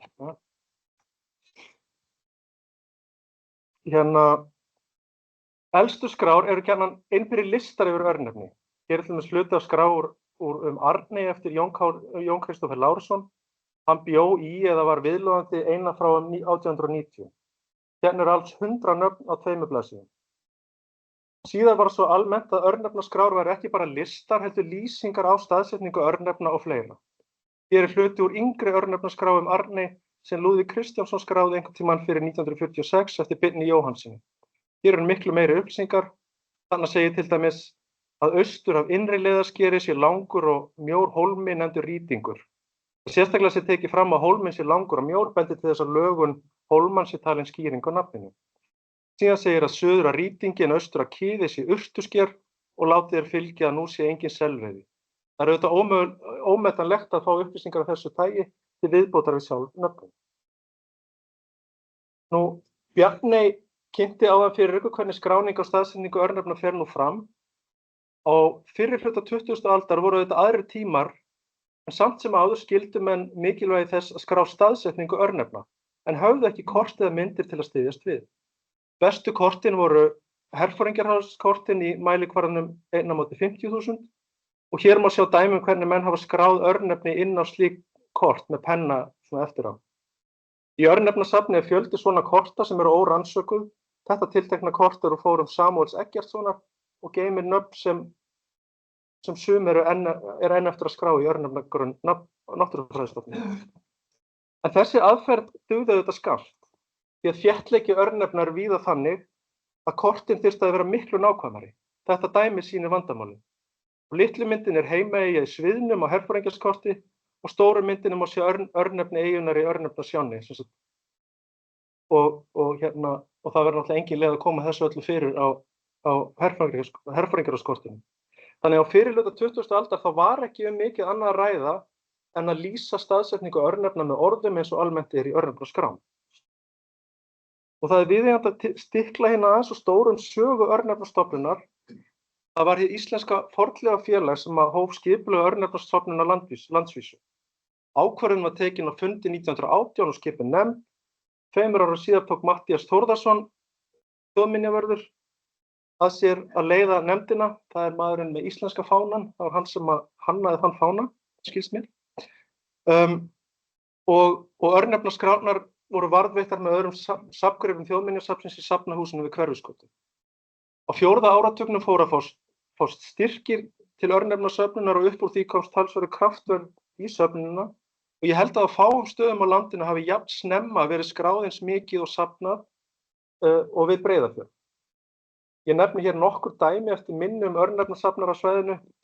Fyrstan Þórarinn J. Einarsson sem skráði örnefni einkum á Vestfjörðum. Á Snæfellsnesi söfnuðu Þorleifur Jóhannesson og síðar Lúðvík Kristjánsson. Samúel Eggertsson skráði í Reykhólasveit og víðar. Helgi Guðmundsson, kennari og þjóðsagnasafnari á Barðaströndum og víðar. Nú, 1947 tók Kristján Eldjárn við embætti þjóðminjavarðar og árið 1950 flutti safnið í nýtt hús við Suðurgötu og fylgdi þá örnefnasafnið með. Áfram var örnefnum safnað af krafti og undir lok tíma Kristjáns í safninu má segja að tekist hafi að skrá örnefni á langflestum jörðum landsins. Og afkastamesti safnarinn þetta leyti, það var Ari Gíslason. Geysi mikill áfangi í sögu örnefnasöfnuna var stofnun sérstakrar deildar í þjóðminjasafni. Það er örnefnastofnun þjóðminjasafns. Þórhallur Vilmundarson fór fyrir henni og þar var mikið starf unnið við örnefnasöfnun. Eins og fyrr sagði var víðast búið að safna örnefnum en nú var farið aftur að reynda að safna fleiri nöfnum og fá heimildamenn til að lesa yfir eldri skrára leiðrita. Einnig fór þannig fram afar mikilvæg vinna við að koma örnefnaskrám í samræmt og aðgengilegt horf til að greiða fyrir miðlun þeirra. Og að vissu leyti var þarna lagður grundvöllurinn sem vefurinn nafnið.is byggir á. Áðan var minnst á hana Jónína Hafsteinsdóttir, hún var einmitt ein af þeim sem að unnu mikið í þessu. En ég sagði áðan að á fyrirhluta 20. aldar að þá hefðu menn ekki haft önnur kort en herforingjaráðskortin. En upp úr miðri öldinni byrjað að taka loftmyndir og þá fara menn að prófa sig áfram með skrá örnefni á þau. Ég nefndi að Þórir Einarsson sem skráði örnefni á Vestureyjum en hann mun snemma hafa útvegað sér loftmyndir og skráði þau örnefni. Ég held að þessi loftmynd á Oddbjarnarskeri sé frá Þórarni, þannig Frussælan góða og nú með Frussælu börnum. Einnig var unnið að þessu á örnefnastofnun en þar var held ég yfirleitt hafður sá hátturinn á að skrá örnefni á pappír sem var lagður yfir loftmyndir og teikna útlínur í landslaginu. Hér svona mynd af Arney. Nú ég ætla að láta hér staðar numið sögu örnefnasöfnunar. Örnefnasafn Árnastofnunar afrakstur þessara skipulögðu söfnunar sem hófst 1920. Nú ekki kannski safnað skipulega, að minnsta kosti ekki í bili, en safninu berast ennþá reglulega örnefnaskrár. Nú ætla ég að snúa mér að Helga Jónssyni grasafræðingi. Allnokkur ár eru síðan ég komst á snoðir handrit eftir hann sem bar yfirskriftuna nöfn á eyjum, hólmum og skerjum á Breiðafirði. Allar götur síðar hefur mig langað til að skoða handritið betur en ekki komist til þess, en svo gafst hér allt í einu kjörið tilefni, málþing örnefni og náttúru. Ég fæ ekki séð að handritið hafi mikið verið notað eða rannsakað, en það getur verið að mér hafi yfirsést. Handritið smátt, 2 lítil hver í áttungsbroti, þannig að hvert blað svona 4 svona blöð brotin saman, og þau eru saumuð síðan í hver. Og þannig fást tvisvar sinnum 16 blaðsíður og eru 2 dálkar á hverri síðu. Í handritinu eru nöfn 1270 eyja, hólma og skerja. Oft hefur heill skerjaklasi 1 nafn svo að nöfnin eru nokkuð færri eða rúmlega 1000. Nú kunnara frá því að segja að hólmar og sker eru fleiri en 1270. Þetta eru þó líklega rúmlega þriðjungur af heildarfjöldanum eða hélt ég veit ekki hvað þetta mikið. Ég sá töluna 5.000 eitthvað á hann. En allavega 1270 eða 1000, hvort sem að þá það dágott sýni. En örnefnasafn Helga það nær bara yfir hluta Breiðafjarðar og einkum það svæði sem að hér sést, þar allar eyjaklassan hérna milli Stykkishólms og Fellsstrandarinnar og svo upp eftir Skarðströndinni líka. Og svo eru líka stöku nöfn alveg alla leið út með Snæfellsnesi. Nú leikur forvitni að vita hvenær handritið var skrifað. Nú, Helgi Jónsson bjó tíma á svæðinu. Bróðir Helga var miklu frægar en hann. Hann var svo frægur að hann komst á vindlakassa. Þetta var auðvitað Bjarni Jónsson sem kenndi sig við Vog á Fellsströnd. Þeir voru þá fæddir undir Eyjafjöllum og mun Helgi hafi verið 16 ára þegar hann flutti í Vog vegna preststarfa föður þeirra. Þetta var 1883. Nokkrum árum síðar fer Helgi í menntaskólann og svo til Hafnar í nám. Þannig að það ekki sennilegt að handritið sig frá tímanum í Vogi. En að loknu magisterprófi í grasafræði þá rannsakaði Helgi gróður á Snæfellsnesi og Dalasýslu. Þetta var árið 1897 og árið eftir voru niðurstöður birtar í Bótanísk tíðskrift. Hún heldur óárennileg grein fyrir mig, en Eyþór Einarsson grasafræðingur segir að þarna sé meðal annars að ræða talsverðar rannsóknir á sæþörungum. Og það má næsta víst telja að örnefnaskráin að hún sé frá þessu ári eða kannski skömmu síðar ef að ræða hreinskrift. Og þetta var svona ytri þætti örnefnaskrárinnar, hvernig handritið lítur út og hvernig það var skrifað. Eftir stendur innihaldið og verður því auðvitað ekki gerð ítaleg skil á nokkrum mínútum, en það má lítast Nú voðalega vinsælt að segja kík í pakkan. Eitt sem maður staldrar við að skrá Helga nokkrum áratugum eldri en elstu skrár í örnefnasafni og væri fróðlegt að bera þessar heimildir saman.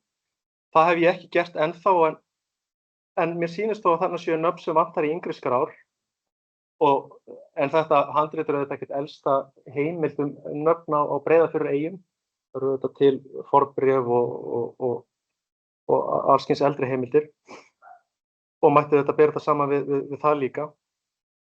En sem sagt, það eru þarna örugglega nöfn sem virðist vanta í yngri skrár og svo sýnist mér vera dæmi þannig og svo eru líka dæmi mun á formi nafna sem þó eru greinilega hin sömu. Í Purkey eru nokkur torskilin nöfn, Skilsey, Sellingaklettur og Árkostarey, eða þannig það skráð á 20. öld, en hjá Helga þetta Skelisey, Sellingaklettur og Árkastarey. Ég mjög hrifin af næsta dæmi. Í Arnarbæli er eyjan Öfugfæta eða Öfugfóta og það nafn bæði í ungum örnefnaskrám og í sóknarlýsingu frá 1840. En Helgi ritar hins vegar Ögufæta tvisvar, Ögufæta og Öguvætuflögur og gæti það endurspeglað framburð sumra. Svona hljóðavíxl eru algeng í málinu. Og hér hef ég fallið í þá freistingu að skoða hérna óvenjulega skrýtna. Það gefur kannski bjagaða mynd að gagna safninu. Við skulum líta aðeins á það venjulega. Ein af undirgreinum málfræði er morfólógía sem fjalla meðal annars myndun orða, heitið fengið úr náttúrufræði. Oftar en ekki eru örnefni að formi samsett orð. Dæmi ósamsett orð eru esja eða stykki. Samsett nöfn það eru til dæmis esjumelar og stykkishólmur. Vel yfir 90% nafna í skrá Helga eru samsett. Fyrst forliður og svo kemur eftirliður. Algengast að merkingar vensl liðana séu þannig að eftirliðurinn hann bendir á hvers konar fyrirbæri að ræða, eyja, hólmi, sker, nes, tangi, og meðan forliðurinn segir eitthvað það sem eftirliðurinn táknar. Og þessi eftirliður þá kallaður ákvæðisliður fyrirliðurinn þá kallar ákvæðisliður en hitt grunnorð. Við greiningu á örnefnum oft fyrst spurt hvort nöfn séu samsett eða ósamsett. Hér kemur þetta tvisvar fyrir maður. Byrjum á að skoða grunnorðin. Í safninu eru rúmlega 1000 nöfn og hér sést að minnsta kosti 850 þeirra eru samsett orð með grunnorð sem bendir á hvers konar fyrirbæri á ræðinni. Algengustu grunnorðin eru hólmi, eyja, sker og flögur. Síðan koma boði, klettur, hnaus, stöng og hryggur og svo eru nokkrir liðir sem koma fyrir sjaldnar. Athyglisvert þótti mér að ekki voru dæmi fles eða flúrur sem hafa svipaða merkingu á flögur og sker. Svo virðist sem fles í þessari merkingu sé austfiska en fjarvera flúrna hjá Helga líklega bara tilviljun. Nöfnin sem eftir standa eru sem sagt ósamsett nöfn og svo annars konar samsett örnefni. Síðari liðurinn í knarrarbrjót segir ekki hvers konar fyrirbæri þetta heldur hvað það gerir, brýt og knerri, og nafni Freðinskeggi gæti verið dregið af útliti hólmans að vetri til.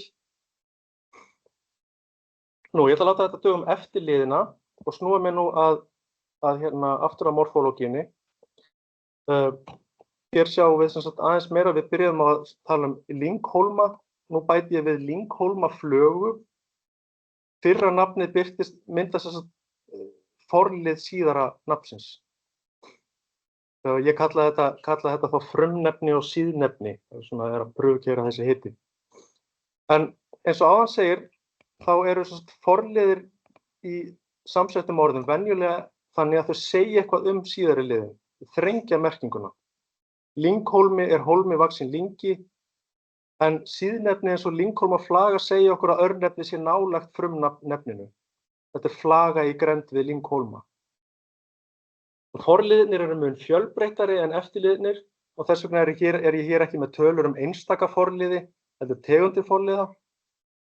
Og greining ákvæðisliða eða forliða í örnefnum krefst líka meiri túlkunar, þannig að hér verður að hafa fyrirvara á þessum tölum. Ég tekið dæmi að eins og músasker, hvort er þetta sker þar sem hafa fundist mýs, en það getur líka verið að þetta séu lítil sker og eru þess vegna kallað músasker. Þannig að það er ekki alltaf hægt að vita hvað er. Þannig hér hætti ég bara greiningunni þegar glæran var orðin full. Og ég ætla bara að enda á því hér að ég tók síðan út og gerði sérstaka glæru með fuglanöfnin í örnefnaskránni, hans Helga, og sýni þau hér. Mér finnst mjög forvitnilegt að það svona mikið af hrafni hérna, en það ekki, ég svo engar hrafnsey hjá Helga. En hins vegar eru margar hrappseyjar. Því hefur stundum verið haldið fram að hrappsnöfn gætu verið upphaflega hrafnsnöfn. Takk fyrir, ég fór aðeins fram með þér.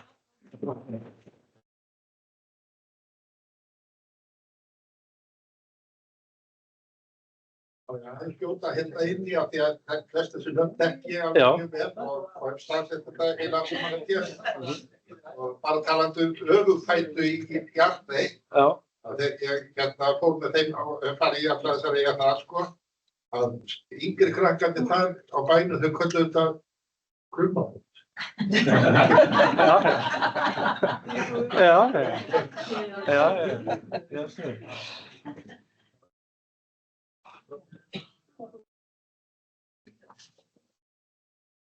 Kæra þakkir fyrir þetta, Aðalsteinn.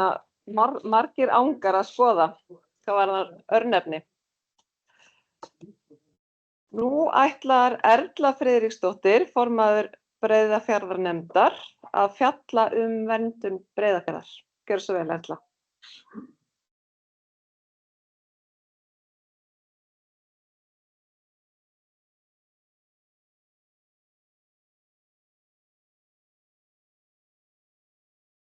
Takk. Já, takk hérlega fyrir og komið öll sæl, gaman að sjá ykkur svona mörg hérna. En skemmtileg nafn á síðasta fyrirlestri vegna þess að Freðin skeggi hefur nefnilega alltaf verið mitt uppáhalds örnefni hérna á Breiðafirði. Og það eyja ekki eyja, það sker, rétt ekkert mjög langt frá Stykkishólmi sem heitir Freðin skeggi. Ég hef reyndar aldrei siglt þar framhjá að vetri til, en mér einmitt sagt það að nafnið leynir sér ekki þegar fólk siglir fer þarna framhjá að vetri. En eftir daginn í dag þá ég hugsa að fara líka tileinka mér nýtt örnefni. Það eitt örnefni í Hvallátrum sem mér finnst svolítið skemmtilegt og það örnefnið Dodda Dindill. Ég skráði það ekki sem Dodda Dindill. Þegar ég skýrði þetta, við þegar við vorum þetta, þá voru félagarnir gáðu svo ýmsum nöfnum eftir sjálfum sér. Dodda Dindill Risteyjarfljóður, það tvær. Akkurat. Einar svíga Dodda Dindill. En ég heiti Erla Friðriksdóttir og ég formaður Breiðafjarðarnefndar og ætla að fara seinna yfir hlutverk Breiðafjarðarnefndar og vernd Breiðafjarðar. Vernd Breiðafjarðar byggir á lögum sem voru sett árið 1995 og tilgangur laganna að stuðla að verndun Breiðafjarðar, einhver landslags, jarðmyndana, lífríkis og menningarminja. Lögin taka til eyja, hólma og skerja á Breiðafirði ásamt fjara í innri hluta fjarðarins. Þessi sérstaka vernd tekur ekki til hafsbotnsins sjálfs né sjávarborðsins og þetta veldur oft misskilningi. Það eru eyjar, hólmar, sker og fjörur sem má njóta verndar en ekki hafsbólur eða sjávarborð. Að þegar lögin heita lög um vernd Breiðafjarðar þá leggur fólk þann skilning í lögin að það sé allt undir, en svo ekki. Verndarsvæði það afmarkast af þessari grænu línu sem við sjáum, grænu brotnu línu sem hún dregin frá Ytranes á Barðaströnd við fjörðinn norðanverðan í Hagadrápsker, Oddbjarnarsker, Stagli og Höskuldse í Vallabjarg að sunnanverðu. Þannig við sjáum þarna línu á kortinu, það allar eyjar, hólmar og sker og fjörur sem fyrir innan þessa grænu línu sem að njóta sérstaklega verndar. Og Breiðafjarðarnefnd, hún skal vera umhverfisráðherra til ráðgjafar allt sem snýr að framkvæmd laga um vernd Breiðafjarðar. Nefndinni skipuð 7 fulltrúum, það eru 4 tilnefndir af sveitarfélögum við fjörðinn, það er einn frá Vesturbyggð, einn frá Reykhólahreppi, einn frá Dalabyggð og svo einn frá sveitarfélögum saman hérna á Snæfellsnesinu. Svo einn fulltrúi sameiginlegur frá Náttúrufræðistofnun og Náttúrustofu Vesturlands og Vestfjarða. Og einn tilnefndur af Minjastofnun og svo formaður og varaformaður tilnefndir af ráðherra. Og nefndin starfar til 4 ára í senn. Eitt af hlutverkum nefndarinnar það er að vera umsagnaraðili og í lögunum kveðið á það að við gerð skipulagsáætlana á verndarsvæðinu skuli sveitarfélögin leita umsagnar Breiðafjarðarnefndar og í skipulagsáætlunum ber að taka tillit til verndaráætlunar Breiðafjarðarnefndar. Þannig að það skýrt kveðið á þetta í lögunum. Nú verkefni Breiðafjarðar, þau eru nokkur, náttúrulega fyrst og fremst þessi umsagnar, mesti tími nefndarinnar fer í umsagnir. En síðan 2006 eða 2007, þetta verkefni byrjaði 2006, þá var farið að skrá örnefni sjó á Breiðafirði og markmið með þessari skráningu var að skrá örnefni sjó á Breiðafirði og safna og staðsetja örnefni og varðveita menningarminjar og heimildir umhverfi og samfélag. En eins og hefur nú margoft komið fram þá er þetta ótrúlega þetta er svo mikið varðveisla á menningarminnum að varðveita þessu örnefni. Þannig að Þorvalda á þvílíkt heiðurskilin fyrir að hafa, ég segi bara algjöru guðsnám, farið í þessa vegferð þessi 40 ár. Nú, í samstarfi Náttúrustofu Vestfjarðar var farið þarna 2010 til 2013 að skrá örnefni í Dalabyggð og markmið þess verkefnis var að skrá jarðir sem að liggja á sjó í Breiðafirði og í Dalabyggð og það voru ansi margar jarðir skráðar en það ekki allar þó. Og svo náttúrulega þetta verkefni sem við erum búin að fá góða kynningu á hér í dag. En Breiðafjarðarnefnd hefur komið að því frá 2016 til 2025 og nefndin hefur svo sem ekki gert neitt annað en bara veita fjárhagslegan stuðning í verkefni. Vinnan hefur náttúrulega alfarið farið fram hjá Þorvaldi.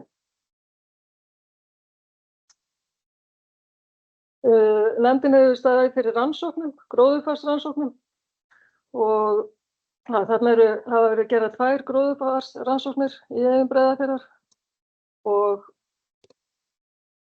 hefur líka staðið fyrir rannsóknum uppruna fæðu, fisksamfélagi í Breiðafirði og úttekt á framandi tegundum í höfnum.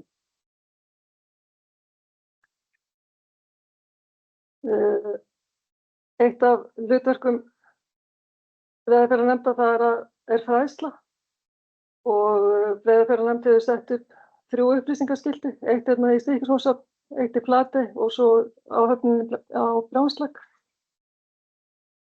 Nefndin hefur gefið út þessa bæklinga og þeir eru hér, þannig endilega takið með ykkur eintök á leiðinni út á eftir og kikið í þá. Einn þeirra náttúru og sögu, annar fuglalíf og hlunnindanytjar og svo með tilkomu þegar skemmtibátaskipin fóru venja að koma sína hérna meira mæli en áður að þá ákvað nefndin að gera umgengnisbækling Breiðafjörð, umgengni og öryggi. En það vita þeir sem að umgangast fjörðinn að það mjög margt varasamt í firðinum, eins og straumar og sjávarföll og veður. Þannig að okkur fannst mikilvægt og svo líka bara umgengni fjörðinn, hvernig á að ganga fjörðinn. Það er ekkert vinsælt að vera að frusa á sæfótum eða hraðskreiðum bátum nálægt fuglabyggðum þegar fuglarnir eru að verpa til dæmis. Og svo hefur Breiðafjarðarnefnd líka gefið út fræðsluefni fyrir fjöruferðir. Nú í samstarfi við Fornleifastofnun Íslands þá var gerð þetta kort af Flatey. Þannig að þetta er það helsta sem að Breiðafjarðarnefnd hefur gefið út hvað varðar fræðslu. Já, ég gleymdi því upphafi. Ég ætlaði að þakka honum Róberti Arnari Stefánssyni sem er forstöðumaður Náttúrustofu Vesturlands. Bara kærlega fyrir að hann lánaði mér fullt af glærum í þennan fyrirlestur og þar með þessa. Þannig að ég eftir koma mjög margar glærur frá honum, þannig að bara takk hérlega fyrir það. En þarna vaknar spurningin, er Breiðafjörður sérstakur? Af hverju er Breiðafjörður að njóta þessari sérstöku verndar sem að lögin kveða á hann, þarna sem að settur 1995? Það er ýmislegt sérstakt í firðinum og margt sem er hér og ekki annars staðar. Það er til dæmis jarðhiti. Þarna er mynd út úr Ápskjörum þar sem að jarðhitin kemur heitt vatn upp á fjöru og svo er jarðhiti líka bara í sjávarbotni þar sem það kemur upp bara í sjóinn. Það tunglberg í Hrafnsey. Það alls konar stuðlaberg í firðinum. Þarna eru nokkra myndir. Bárujárn stuðlaberg og svo eru stuðlaberg líka sem þversum. Þannig að það alls konar bergtegundir. Þarna mynd af bogdregnum keilugangi. Og landslagið í Breiðafirðinum mjög sérstakt líka. Ég ætla nú að halda mig við það að ég sé ótrúlendi. Þó að kannski með svona tækni nútímans þá gerir það auðveldara að telja eyjarnar. Landslagið jökulmóta. Það mikið af grunnsævi, mjög mikið af grunnsævi í firðinum og eins og fram hefur komið, mjög mikil sjávarföll. Við sáum nú myndir hjá Dodda áðan að mun á flóð og fjöru. Hér getur munað allt upp í 6 metrum eða jafnvel meira á flóð og fjöru. Og landslagið síbreytilegt. Það einhvern veginn aldrei eins. Það eru gríðarlega miklu straumar. Þessi mynd tekin þarna úr Hvammsfjarðarröstinni. Leirur, það 40% af leirum á Íslandi í Breiðafirði. Þannig að Breiðafjörður náttúrulega ótrúlega mikilvægur fyrir þær tegundir og marga fugla sem að byggja afkomu sína á leirum. Grýttar þangfjörur, 64% af grýttum þangfjörum eru hér í Breiðafirði. Og grunnsævi, þar sem undir 20 metrum, það 31%. 31% af grunnsævi hér í Breiðafirðinum. Og svo komum við að selunum. Þarna mynd af landsel og útsel. Af kæpandi selum á landinu 15% stofnsins hér í firðinum og útsel 50-60%. Þannig að þetta ótrúlega hátt hlutfall af sel sem að kæpir hér í Breiðafirði á landsvísu. Og það gríðarlega mikið magn af þörungum í firðinum líka. Það hvergi við landi jafn mikið af klófangi, yfir 1 milljón tonn og sérstaklega í norðanverðu firðinu, það mjög mikið magn af tara og það 2200 tonn á hvern ferkilometr. Og þessi tari, bæði þang og tari, ótrúlega mikilvægt í efnahringrásinni. Og þörungar ótrúlega mikilvægir og bara sem búsvæði, til dæmis æðarfugl, hann verpir ekki á Suðurlandinu, þar sem að svarta sandfjörðin eru Venusfjörður, þannig að það ekki tang. En hann verpir mikið hérna ákonum fram á þannig að það 20% stofnsins verpir hér í Breiðafirði. Og það af því að það svo mikið af þangi. Það svo mikið af svona litlu lífríki sprettur allt upp í þangin og það það sem að kollurnar fæða ungana. Og þar að þörungarnir, þeir veita mikið skjól og svakalega mikið fæðuöflunarsvæði og mikið lífríki sem að finnst bæði í þaraskógum og eins líka í þanginu. Og þörungaskógarnir, þeir hafa verið kallaðir regnskógar norðursins.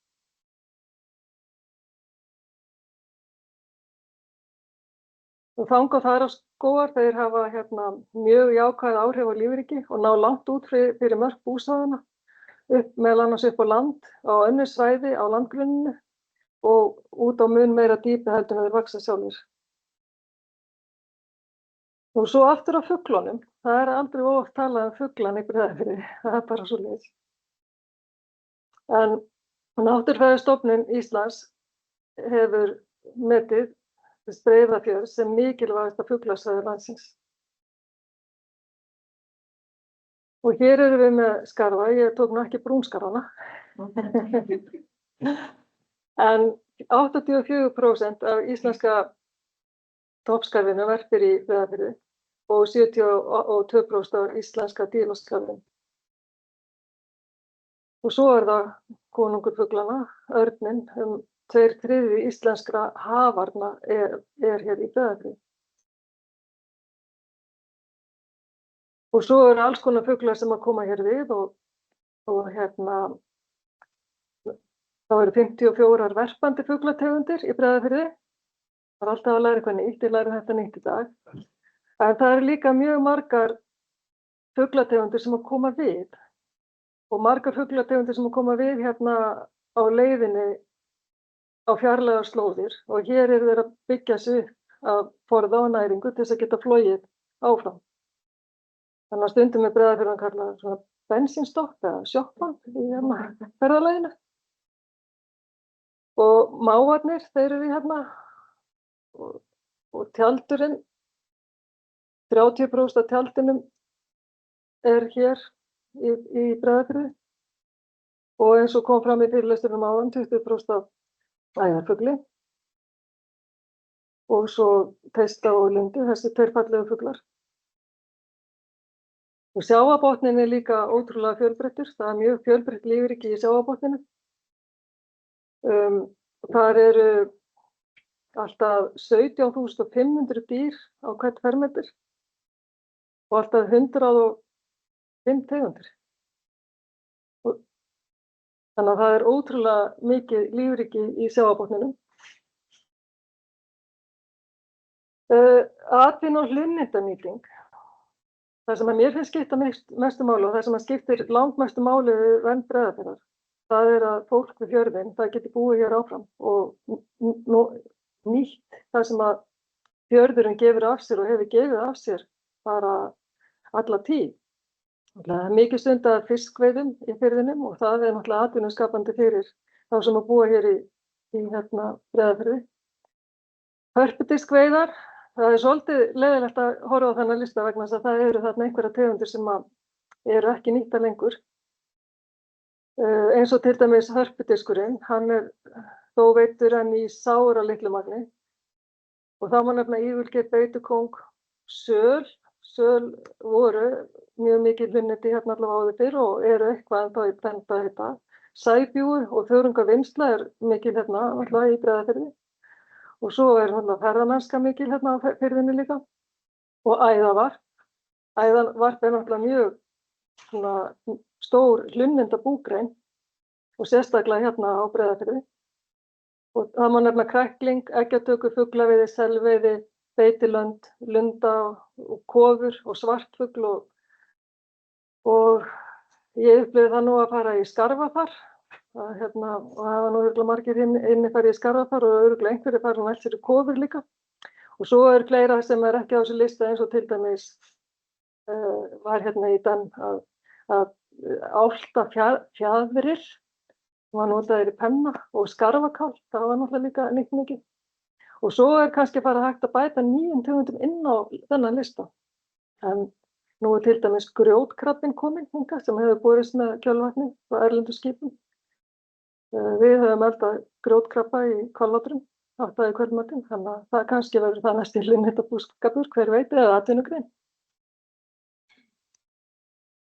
Og hvers vegna er allt þetta líf í Breiðafirði? Og það er þetta sem við erum búin að tala um hérna, búin að fara yfir.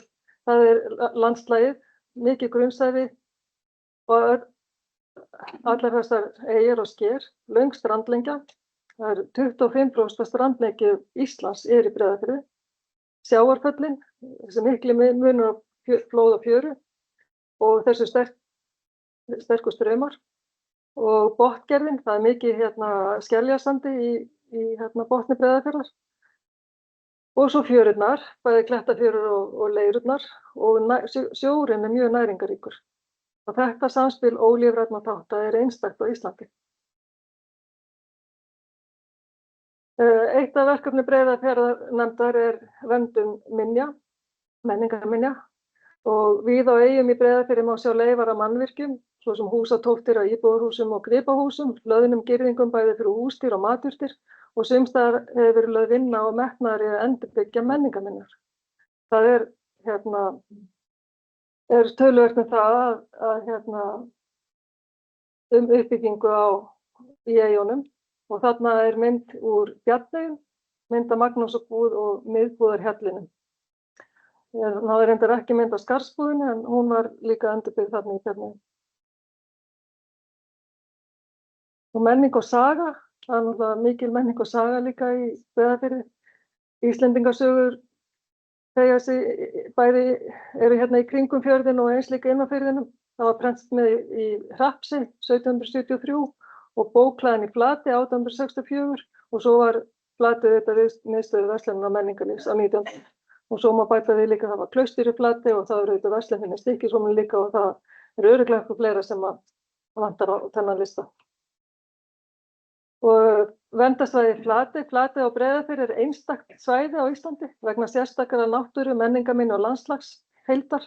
Eyjan er hluti af verndarsvæði Breiðafjarðar samkvæmt lögunum og sjálft þorpið í Flati er mikið menningarverðmæti, hvort heldur sem litið til einstakra húsa, umhverfis þeirra samstæðu húsa eða þorpsins sem heildar og sérstæða þorpsins er talin slík að minnstu inngrip eða breytingar á húsum geti haft veruleg áhrif á svipmót byggðarinnar. Auk þess sem byggingararfurinn hefur verndargildi þá er saga byggðar í eyjunni mjög merkileg. Og þetta er hvort tveggja mjög mikilvægt á landsvísu og þorpið í Flati og nágrenni þess hefur verið skilgreint með hverfisvernd og er skilgreint sem verndarsvæði byggð. Nú að lokum þá hefur Breiðafjarðarnefnd undanfarin svona 6-7 ár svona velt fyrir sér framtíð Breiðafjarðar og hefur verið að velta fyrir sér þarf að styrkja verndina og þá hvernig. Nefndin hefur verið á því að það þurfi í það minnsta að endurskoða lögin sem var sett voru 1995. Þau eru svona orðin svolítið barnsins tíma. Nefndin hefur verið að skoða Ramsar, þjóðgarð og UNESCO og síðan hafa fleiri þættir verið skoðaðir eins og strandsvæðaskipulag og fleira. Þannig að þetta er svona verkefni búið að vera svolítið stórt verkefni nefndarinnar svona undanfarin ár, það er að huga framtíðinni. Og hvernig getum við varðveitt fjörðinn áfram þannig að komandi kynslóðir geti haldið áfram að nýta hann eins og fyrri kynslóðir hafi gert í gegnum tíðina. Ég ætla ekki að hafa þetta lengra, bara takk kærlega fyrir mig.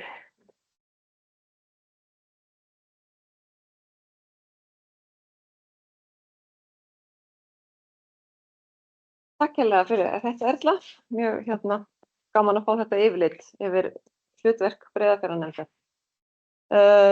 Þá eru ekki fleiri fyrirlestrar á dagskráni og við höfum smástund fyrir spurningar og ég held að sé best að gera það þannig að þið hafið spurningu þá réttið upp hönd, berið upp spurninguna og ég endurtek hana fyrir mikrofónin fyrir streymið og sá sem ætlar að svara, hann kemur hér upp og svarar. Þannig að er einhver með spurningu? Ég ætla að standa upp í vonum að ég er með spurningu mikla. Er upp á netinu kannski? Já, gjörðu svo vel.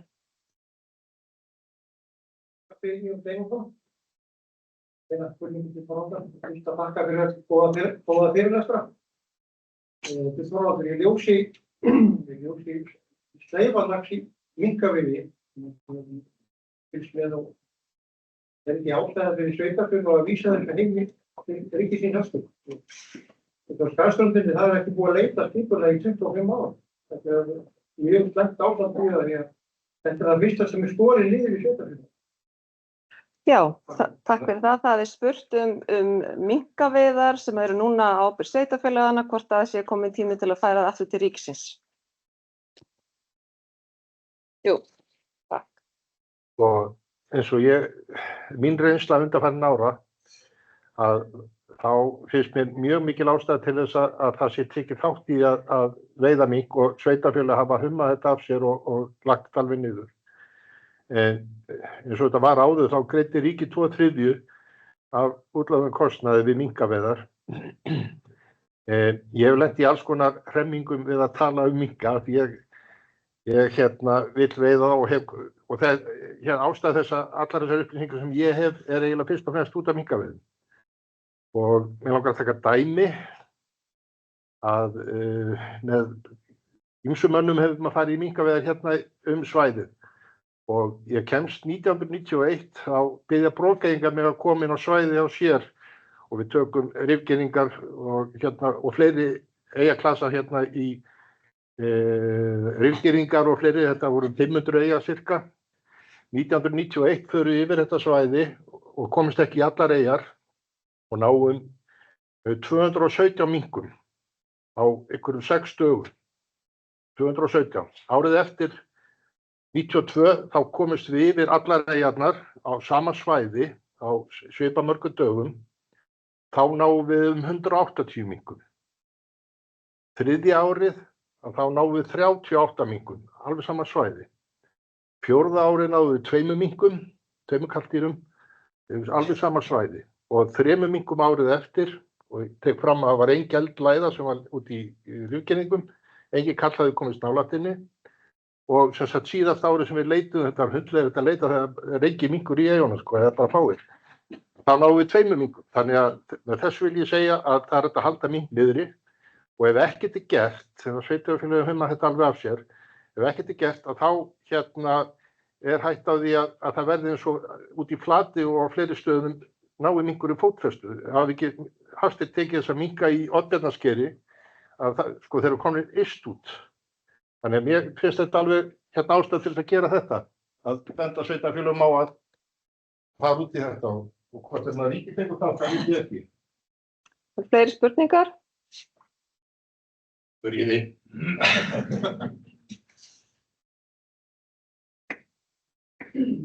Sko ég get alltaf voruð spurningar vegna þess að, var það neitt, má sjá? Já. Já, ég heiti Jón Ragnar, það var með frábæð sem hann var með hann Hákon, þessi gamla, hefur þú notað það í þínum upplýsingum? Já, það er sem sagt spurt hvort að Þorvaldur hvort þú varst eitthvað búin að rannsaka þetta úr skjalasafni frá Helga Jónssoni grasafræðingi. Og þú mátt svara hér, svo hyggst. Og ég var mjög kunnugur öllu þessu sem Aðalsteinn kom með og ég hef ekki öll gögn frá Örnefnastofnun kemur ljós eftir og ég lenti að á mörgum blaðsíðum vantaði eina blaðsíðu inn í þannig að það en ég reyndi að afla upplýsinga um það hvað var inn á þeirri blaðsíðu. En ég sá einhver gögn frá honum, grasafræðingnum, en það var eiginlega bara upptalning á eyjunum.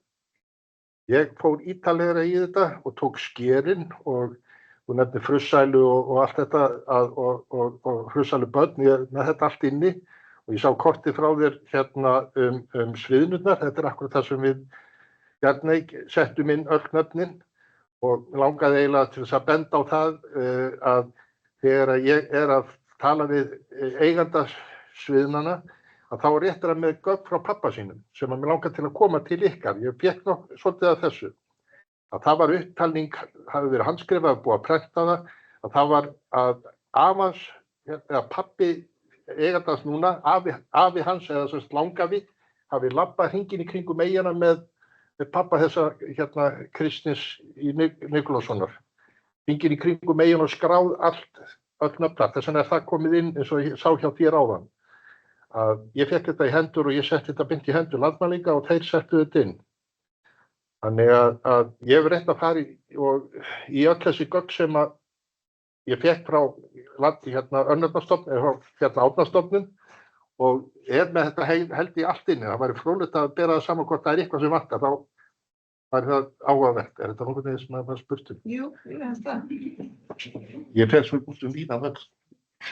Og eins og Þorvaldur bent á áðan að þá er þetta og Bjarni líka að þá er þessi grunnur náttúrulega lifandi og alltaf hægt að bæta við að breyta og gera athugasemdir og ef það eru fleiri en eitt nafna þá náttúrulega er það bara bætt við nöfnum á sama stað og það er gert ráð fyrir því í grunninu. Er einhver fleiri? Já, bara endilega hvetja alla til að skoða og ekki að spyrja strax, jú. Og sömuleiðis, sko, ef þið hafið áhuga að taka þátt í svona verkefnum, þá er það náttúrulega bara alltaf tökum við vel á móti fólki. Akkurat, það var einmitt svo ég haldi áfram að kjafta að ég hitti marga menn sem að vildu að ég færi upp í land og segja nöfn upp í landi og margir höfðu áhuga að gera þetta en vantar eiginlega að fá kort, hér inni meðal þess að nefndu þetta áðan, að fá kort eða loftmynd af svæði sem að þeir eru á til þess að skrásetja þetta og það þarf einhvern veginn að ná í rassinn á þeim sko. En mér langar að segja aðeins með örnefni áfram að ég lendi því eins og í Skáleyjum að ég, það eru nöfn eins og Sigríðarhólmi og áður hétu þetta mjög mikið Hólmur eins og menn geta kannski lesið í gömlum örnefnalýsingum, þetta var hólmur, mér finnst það mjög astanlegt, þetta heitir bara hólmi, þá datt mér Stykkishólmur, þá kalla hann, en í Skáleyjum var það þannig að ég lenti Sigríðarhólmi og Sigríðarhólmur. Ég talaði við dóttur Jóhannesar í Skáleyjum að hvaða nöfn þau notuðu á þessa tvo hólma. Hann sagði að það var alltaf Sigríðar, þetta Sigríðarhólmi og þetta Sigríðarhólmur. En ég ætla að benda líka á eitt í viðbót að því ég kem ekki öllu að, því nefnir ekki að hlusta með svona lengi, að það var margsinni sem að ég með tvínefni, þrínefni og fjögurnefni á sömu eyjun eða hólmanum, eins og þeir tala í sambandi við fjöllin. Að þá sett ég nafnið sem að heimildamaður minn notar, ábúandinn, og hitt innan sviga, öll önnur nöfn. Já, Róbert, varstu spurning? Takk kærlega fyrir þessi bakgrunn, mjög skemmtilegt. Veit þú ég hætti að hugsa fyrir ekki að Þorvaldur ekki spyrja þig? Ég heyri svo illa, ég skjótu mér alla heyrn, hún endurtekur þetta. Já, það spurning til Aðalsteins hvers vegna ekki 3S í frussæla. Já. Það ekki 3S. Þetta frussæla en ekki frussæla. Það best að þú svarir að þú ert komin.